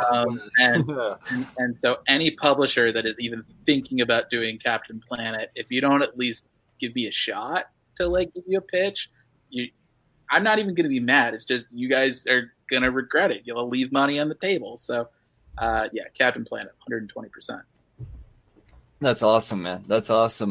Before you give out your answer, Rylend, I gotta say, man, we got people donating. I see that Aaron just donated $20. Sarge, I know Sarge. He's one of my sponsors. Sergeant of the Commander Auctions. He donated to the COVID. This is awesome, man. This is great. So you guys keep the donations coming. And like I said, hashtag Creators for Comics. Find Rylend and David on Twitter. And man, the stuff they're offering it's great, and I'm gonna get in on that too. I'm gonna talk about that here in a second, but I want you to answer the question now, Rylend. Who would you write? Well, yeah, I mean, mine's gonna be a little weird, a little bit different. So the first thing I'll say, and I hope that somebody over at IDW is listening to this. I was born to write Cobra Kai. I saw that, and when I saw they were releasing it, and then I hadn't been spoken to about it, I was absolutely devastated. Johnny Lawrence is my spirit animal. Man, don't get me wrong. The series is good, but it needs Rylend's touch, man. Yeah, I'm not. I can't. I don't know that I can. I bought it. I can actually pull it over right here. I haven't been able to bring myself to read it because I am so in mourning over the fact that somebody else is doing it. And that's really where my mind goes. Is I'm in this unique position to kind of build this interesting bridge between like Hollywood and comics. And so, of course, like David, would I love to write Avengers? Of course, would I, love to write Moon Knight? Would I love to write, fucking Captain America? Of course. But my mind goes to, was it Dark Horse? Dark Horse did this really interesting thing a few years back where, there was the lost Alien 3 script. Do you guys remember this book? Oh yes, no, the screenplay that they yeah. There was a screenplay for Alien 3 that like all the nerds just absolutely loved, and it was the ultimate like lost baby, the whole nine yards. It was the better version. I mean, everybody survives that should have survived. It was just so much better. And so they took this thing and they made it into a graphic novel, and I thought it was kind of like a triumph in terms of the like film comic crossover potential. And so inspired by that, I've written some movies for Joel Silver's company. And while I was hanging around the office like years back, I became aware of the fact that there was a script for Commando 2. You remember the Arnold Schwarzenegger movie Commando? So there was a script for Commando 2. Yeah. And so they wrote a they wrote a sequel to Commando 2 that ends with Arnold in a wedding dress, like mowing people down with a machine gun. It was absolutely bonkers, absolutely incredible. And so my greatest dream for the longest time was to take this Commando 2 script and turn it into a graphic novel a la Dark Horse's Alien 3 effort. And I tried very hard. And I was in talks with the studio. I was dangling it to publishers. I mean, we were, I don't want to overstate it, but we maybe got to about that 10-yard line with it. And then finally the studio just said, we're not willing to let this go right now. So that was devastating. That said, it's a model that I'm still excited about, and I think I will kind of achieve it at some point. And so I have, I've talked to, Universal about properties like Midnight Run, Sight. Before the sky started falling on us, I was actually talking with somebody about doing Short Circuit. A kind of oh yes, I remember Short Circuit. Kind of a world of Short Circuit comic book. And so I would say, if you really want to get me excited, it would be something like that. I would take a movie like, whatever, Beverly Hills Cop, 48 Hours, like some movie I fell in love with as a kid that inspired me to kind of make stories. And I would love to do like an Axel Foley adventure or something like that. That would be really amazing. Come on, man. Why is this not happening, man? IDW and Dark Horse need to get in on this. I mean, they sound like the perfect publishers to jump on a Beverly Hills Cop fucking comic book, man. Done by Rylend Grant. Come on. Yeah, I would. And they're working on a new movie and everything. And see, that kind of becomes the problem, is that once there's once like they've kind of engaged with the property, they really want to limit the exposure to it. And we are in like a world of remakes right now. And I mean, you saw what happened with the Karate Kid property, right? I mean, they made this like badass YouTube series out of it. And so some companies will embrace it. It's like Cobra Kai was a hit as a TV show, and then they allowed the comic book. They wouldn't have allowed the comic book before, probably. It was Erica Schultz, who is a very talented writer who did Forgotten Home. It's a Comixology original right now. It's a really good book, but she's just a badass writer. She has the greatest Golden Girls comic book pitch that I've ever heard in my life, and I see that Golden Girls deck in the back, man. Yeah. That that's a Comic-Con exclusive that yeah, I mean, she had me in tears. Like, she just pitched it. We were hanging out at the Baltimore Comic-Con, and she's like, you're a Hollywood guy, right? What do you think of this? And I'm like, that's the greatest fucking thing I've ever heard in my life, and if I can help you do it. And so I started making calls on her behalf, but Golden Girls is like in development now somewhere, like a remake, and so they were, they wouldn't entertain the idea. That's a CW show. It's starring. Yeah, I think it's a streamer thing, but anyway, so it's turned out to be harder to do than I thought it would be. But I will get a property, and you will see my Hollywood comic book at some point. I can't wait to see it, man. I like that. You guys both have so vastly different ideas for other IPs that you want to take on. David's willing to take on. I want to see you do Shazam, man. Can we get a Shazam heist story? Like, when does that happen? Shazam, it breaks my heart that it's not a top 10 comic every month. I think that's silly too, because it's easily a top 5 comic for me, man.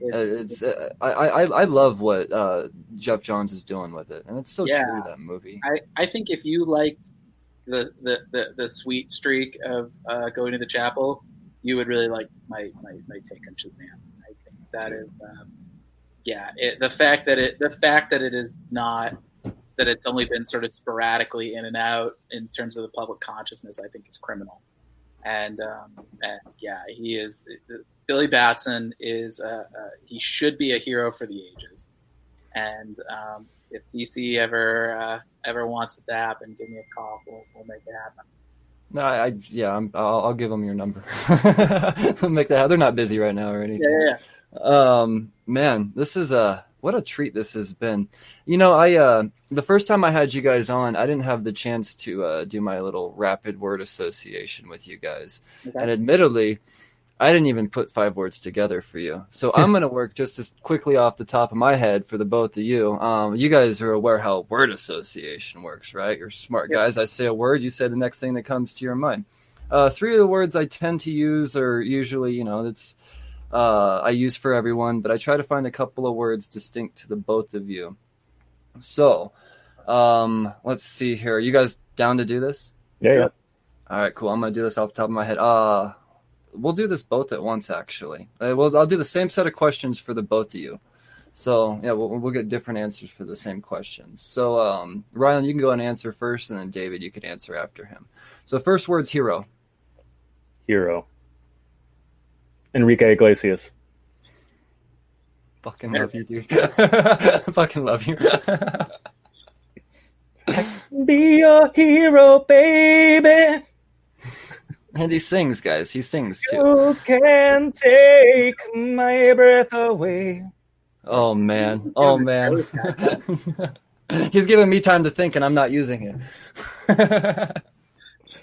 What about you, David? Spider-Man. 100%. Spider-Man. Gotcha. All right. Let's go with onomatopoeia. What? Rylend. That's my response. What? Okay. Pal. It's about fucking time someone said pal. That's the one right there. Everyone needs to take. That's the one. That's the one. Villain. David Pepose. Rylend Grant. Fucking love you guys so much. Action Lab. Danger Zone. Uh-oh, I put him on the spot. I was gonna get funny with it. I didn't know how they would take it. I was gonna say villain, but I didn't want to piss anybody off. I was just joking. Well. Yeah. So that was my hesitation, but yeah. Danger Zone tends to kind of still work in that direction. Yeah, right? Yeah. They gave me my first shot. Thank you, Action Lab. Love you guys. Yeah, my answer was lame. I just said publisher. Publisher. Well, I mean it's a publisher, so you're not wrong. They're our publisher. Legacy. My daughter. Forever. I like this, man. I like this. This has been incredible. I want to do something. I don't know if you guys were tuned in the beginning, but I had Luis on, and I know that you guys are professional, what have yous, the best creators out there. You guys were the first. I will say, it's amazing. Before I get into that, I got to say it's amazing how you guys go on and talk about how you guys just magnetize towards each other towards these cons. This was I had not planned. Rylend hit me up, and then David hit me up on Twitter separately, and I thought, this is fucking perfect. Why not just have these two guys on at once? I think they've done this together before. They know each other. They're buddies. Yeah. So I think this is the universe is smiling down on this podcast, and you guys had a lot to do with that. But I want to keep the smiles going. Is Luis still around? Luis, you here? Bring him in. Luis, what's up, man? How you guys doing? What's up, man? How you doing? All right, and you? Great. Cool. Right on. Well, Luis, he's a creator himself, and he's been looking to. He's had Action Lab on his brain, and I know you guys do pitch critique and everything like that. So I'm not gonna. I mean, there's 10 minutes left in this podcast. By no means am I gonna have you do it now, but I'm gonna do this because I'm gonna jump on the hashtag Creators for Comics thing. And I, on behalf of Luis, am going to donate the money towards Creators for Comics to get you guys in on a 2-on-1, maybe, or a three-way type of, you guys all sit together if you want. Or Luis, you could hurt someone's feelings and say, I'd rather have David or I'd rather have Rylend. That's between you guys. But I'm gonna put up the money myself, and you'll see that go through soon. I want to play a part into this too. But I believe in you, Luis, and I think if there's anybody out there that should, I mean, you're the most inspiring person I've talked to all day. These guys, when ring goes, they're gonna treat you right, man. They're gonna give you some cool shit. And look at that, here you are. You're gonna be channel 153 on nsclivetv.com. So welcome to that family as well, man. I appreciate you reaching out, dude. I feel like shit that I ghosted you in the beginning. I'm not gonna lie, I had no idea. Admittedly, didn't even know. I didn't truthfully ghost you. It was just. If I ever see you in person, I'll roll you over or something in my wheelchair. Right on, man. I'll take it. I want to see you write a fucking comedy comic. God damn it! Can we get that? That'll be dope. But yeah, I did. Like I said, I did 3 shows. All right. Right on, man. Let's see what happens. Cool. Cool. Do you guys have anything off the top of your head you guys want to tell Luis, like some just sporadic inspirational words that you would give to anybody? Can I ask a question to both of y'all? Yeah, to Rylend and Dave and Pepose? Yeah. Would I get in trouble for writing something that it's a classic, but it's a different take on it? I was listening to the interview. Jekyll and Hyde it's old enough where it's public domain. So yeah, you're really. They've done Jekyll and Hyde in League of Extraordinary Gentlemen. They did it in The Mummy. Yeah. So I think I mean, yeah. The thing you'll want to make sure though is that if you do anything with Jekyll and Hyde, you do it based on the original book and not based on any sort of film adaptation version of him. Right. In the outline that I have, I've added all the original characters. The only thing I made different was that I made Dr. Jekyll the mother, and her son is Hyde. Okay, yeah. I mean, granted, look, we're not lawyers, so like, right. What we say is legal gospel. But yeah, I'm fairly certain that Jekyll and Hyde. It absolutely is. I mean, I can, I'm not a lawyer either. I should say that. However, I'm the project I'm working on right now is a TV series that's based on Count of Monte Cristo. I can't speak right now for some reason. And it's it's the same thing. It's a public domain book. We don't have to pay anything for it. It's and yeah, as long as David hit it right on the head. It's like make sure you're going to the original source material, that you're not that you're not it's not inspired by another version of this like League or something like that, and you'll be good. And it's you've done a smart thing in that you're not doing a straight up adaptation of it. You're putting a clever spin on it. You're bringing some of your own personal elements into it. Different relational dynamics. I think that's good. That's smart. And it's a similar thing that we did with the TV show. So we sold the TV show. So so you're barking up the right tree, I think. So my next question to you guys, and I apologize. How do I pitch it to Action Lab?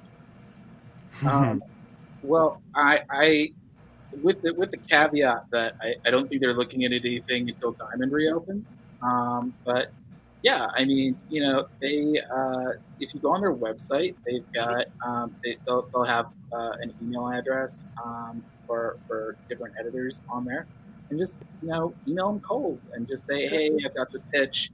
Here's the first 6 pages and cover. Here's the outline for the rest of the series.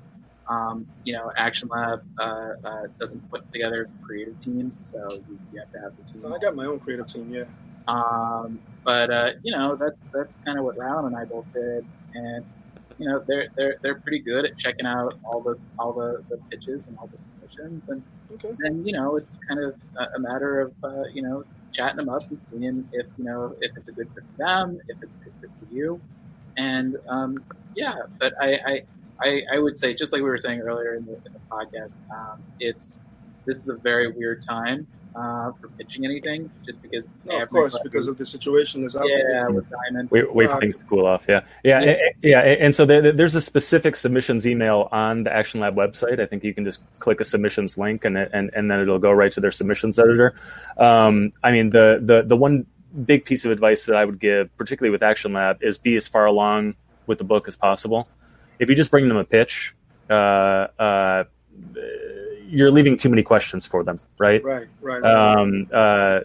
So the minimum is, they may even say what the minimum is. 6 pages in a cover. Yeah. Six pages in a cover, and then like a very short but concise issue breakdown. Breakdown. However, I think with them, the best thing that you can do probably is like deliver them a completed issue with that pitch document. Yeah, so you complete your first issue. And you go to them and you say, this is the book. And then they don't have any questions about you. It's not like, oh, will he be able to execute this? And what kind of quality is everything going to be and all that stuff. It's this is my book. And, and then the beauty of that is that if they say no for whatever reason, you can take that to a different publisher, or in the end, you have a book that, you can release on your own, or, shop it or whatever. It on my own. Yeah. I mean, I will say I used to be very skeptical of that approach, but I've also come to adopt exactly what Rylend's saying. And I'm working on a book right now that I just finished the 3rd issue script out of 6, and I've already been. I mean, I like my art team enough that I was like, I'm committed to making this book happen, and so just let's get moving as fast as much as we can, because if a publisher likes it, they'll be really excited that we've gotten as much work done, and if that self-selects out, it's still a book that's done on your own terms. And I think this situation in particular, is a real wake-up call for a lot of creators, saying that publishers, they are an avenue. They don't have to be the only avenue. I mean, there's webtoons, there's Kickstarter, there's whenever the con scene eventually reopens, and I think it will eventually. So I think making a book on your own terms is always the best advice that I can give. And I think having a full issue under your belt, it shows, if nothing else, it'll show a publisher, this is what I can do in 20 to 22 pages. This is solid gold information, guys. This is solid gold. Yes, I can't wait to hear about how you guys, you guys all coming together. I want to hear from you, Luis, after you have the conversation with these guys, man. I want you to stay in touch with me. I want to keep this going. Unfortunately, we've got 2 minutes left before they're going to cut me off. Guys, this has been CyberCon. We've thank you so much to all 3 of you for carving out precious time on a Saturday, precious creating time. I know that you guys are the workhorse and beasts that aren't going to put pencils down regardless of what anybody tells you. You're going to keep making shit, and that's why you guys are on this podcast. So you guys just keep doing what you're doing. Thank you so much. I'll leave you to the rest of your Saturday, and I'm going to connect all 3 of you guys. Do you guys want to tell everybody where they could find you, your handles and all that good stuff? Sure. I'm on Twitter. You can follow me at PeposeD, or you can subscribe to my newsletter, Pep Talks, at bit.ly/pepnews. Cool. I'm at Rylend Grant on all platforms. RYLENDGRANT. I spell it because it's weird. What's up, Luis? I'm at Twitter at Luis Cruz. Right on, man. And Facebook at Cruz and Comics. Awesome. Well, thank you guys so much once again for this. This has been a treasure and a treat, and I hope that we can keep this digital cyber thing going, man. I know I'm gonna have you guys. You guys are welcome on my podcast anytime. So next time you guys know that. So, but yeah, Rylend, I'd like to. Rylend and Pepose, if I ever bump into you at a con in the future, I'm gonna give you a ride on the wheelchair. She goes 13 miles. She goes 13 miles an hour, 13, shit. Yeah. Nice. And no girl is able to run away from me because I catch up to them. And on that note, Perfect note. Thank you so much, guys. I'll talk to you soon. Bye bye. Cheers. Well, there you have it. Another creator corner in the books, but like I said, this one was like no other. I've never been live before. I thought that was a lot of fun. I had a lot of fun doing that. I plan on checking out more of these live panels as I can get invited to them and these cybernetic conventions. Yeah, I think this is just the way of the world now, man. I think we can get used to this way of doing things, and I'm perfectly fine with that. Yeah, no, fucking Rylend and David are amazing as always. And how about that Luis Cruz, man? How about that? That was a lot of fun. I didn't have any of that planned out. I really didn't. I didn't go into this going, oh, I'm gonna fucking Oprah Winfrey this guy, and you get a fucking pitch meeting, and well, I guess it was just the one, but I don't know. It just felt like the right thing to do at the time. I had a lot of fun. I guess in the spirit of the moment, right? So, yeah, I hope you guys had just as much fun as I did in that. I know it was a bit longer than normal, but it was a 2-hour panel. I had to make shit happen, so I hope maybe that was, I don't know, I'm not going to apologize for good content. Support this podcast now. Support this podcast by jumping on Patreon, patreon.com/cheers to comics, and for as little as $1, you become a true member of the Slurred Army. I'm actually going to be doing some updating on the tiers here soon. I've been, well, I don't know. It's time to get a t-shirt tier in there, I think. So stay tuned for all that. But it's only going to be for patrons. That's it. Patrons, yeah, I'm telling you, that's the way to go. You're going to get access to exclusive content no matter what membership tier you choose from. Usually by exclusive, as of right now, that means early. So before the public gets their ears on it. I have so many great interviews in the pipeline here too. So yeah, do that, and then leave reviews. 5-star reviews are the only kind of reviews that this podcast accepts. Apple Podcast and Podchaser. Right now, Podchaser is donating 25 cents and matching all of my comments on said ratings and comments. So you leave a comment on Podchaser and I respond to it, and then boom, 50 cents goes to Meals on Wheels. That's amazing. That's amazing. Why are you not doing this right now? And the cool thing about that is you leave as many reviews as you want. I know on Apple you're only allowed to leave one review. But if you haven't, if you fucking left a Podchaser review last week, do another one. I know for a fact that no one's gone through and rated every single one of my episodes, so do that. And it's all going towards a good cause. If Podchaser goes bankrupt because they were feeding the hungry, then fucking A. So, that does it. It's been a podcast. I hope you slurreds are staying safe, washing your hands, and, all that good shit. So, as always, read responsibly. Cheers, fuckers. You're listening to Cheers to Comics podcast. Season 2. Season 2. Season 2. Season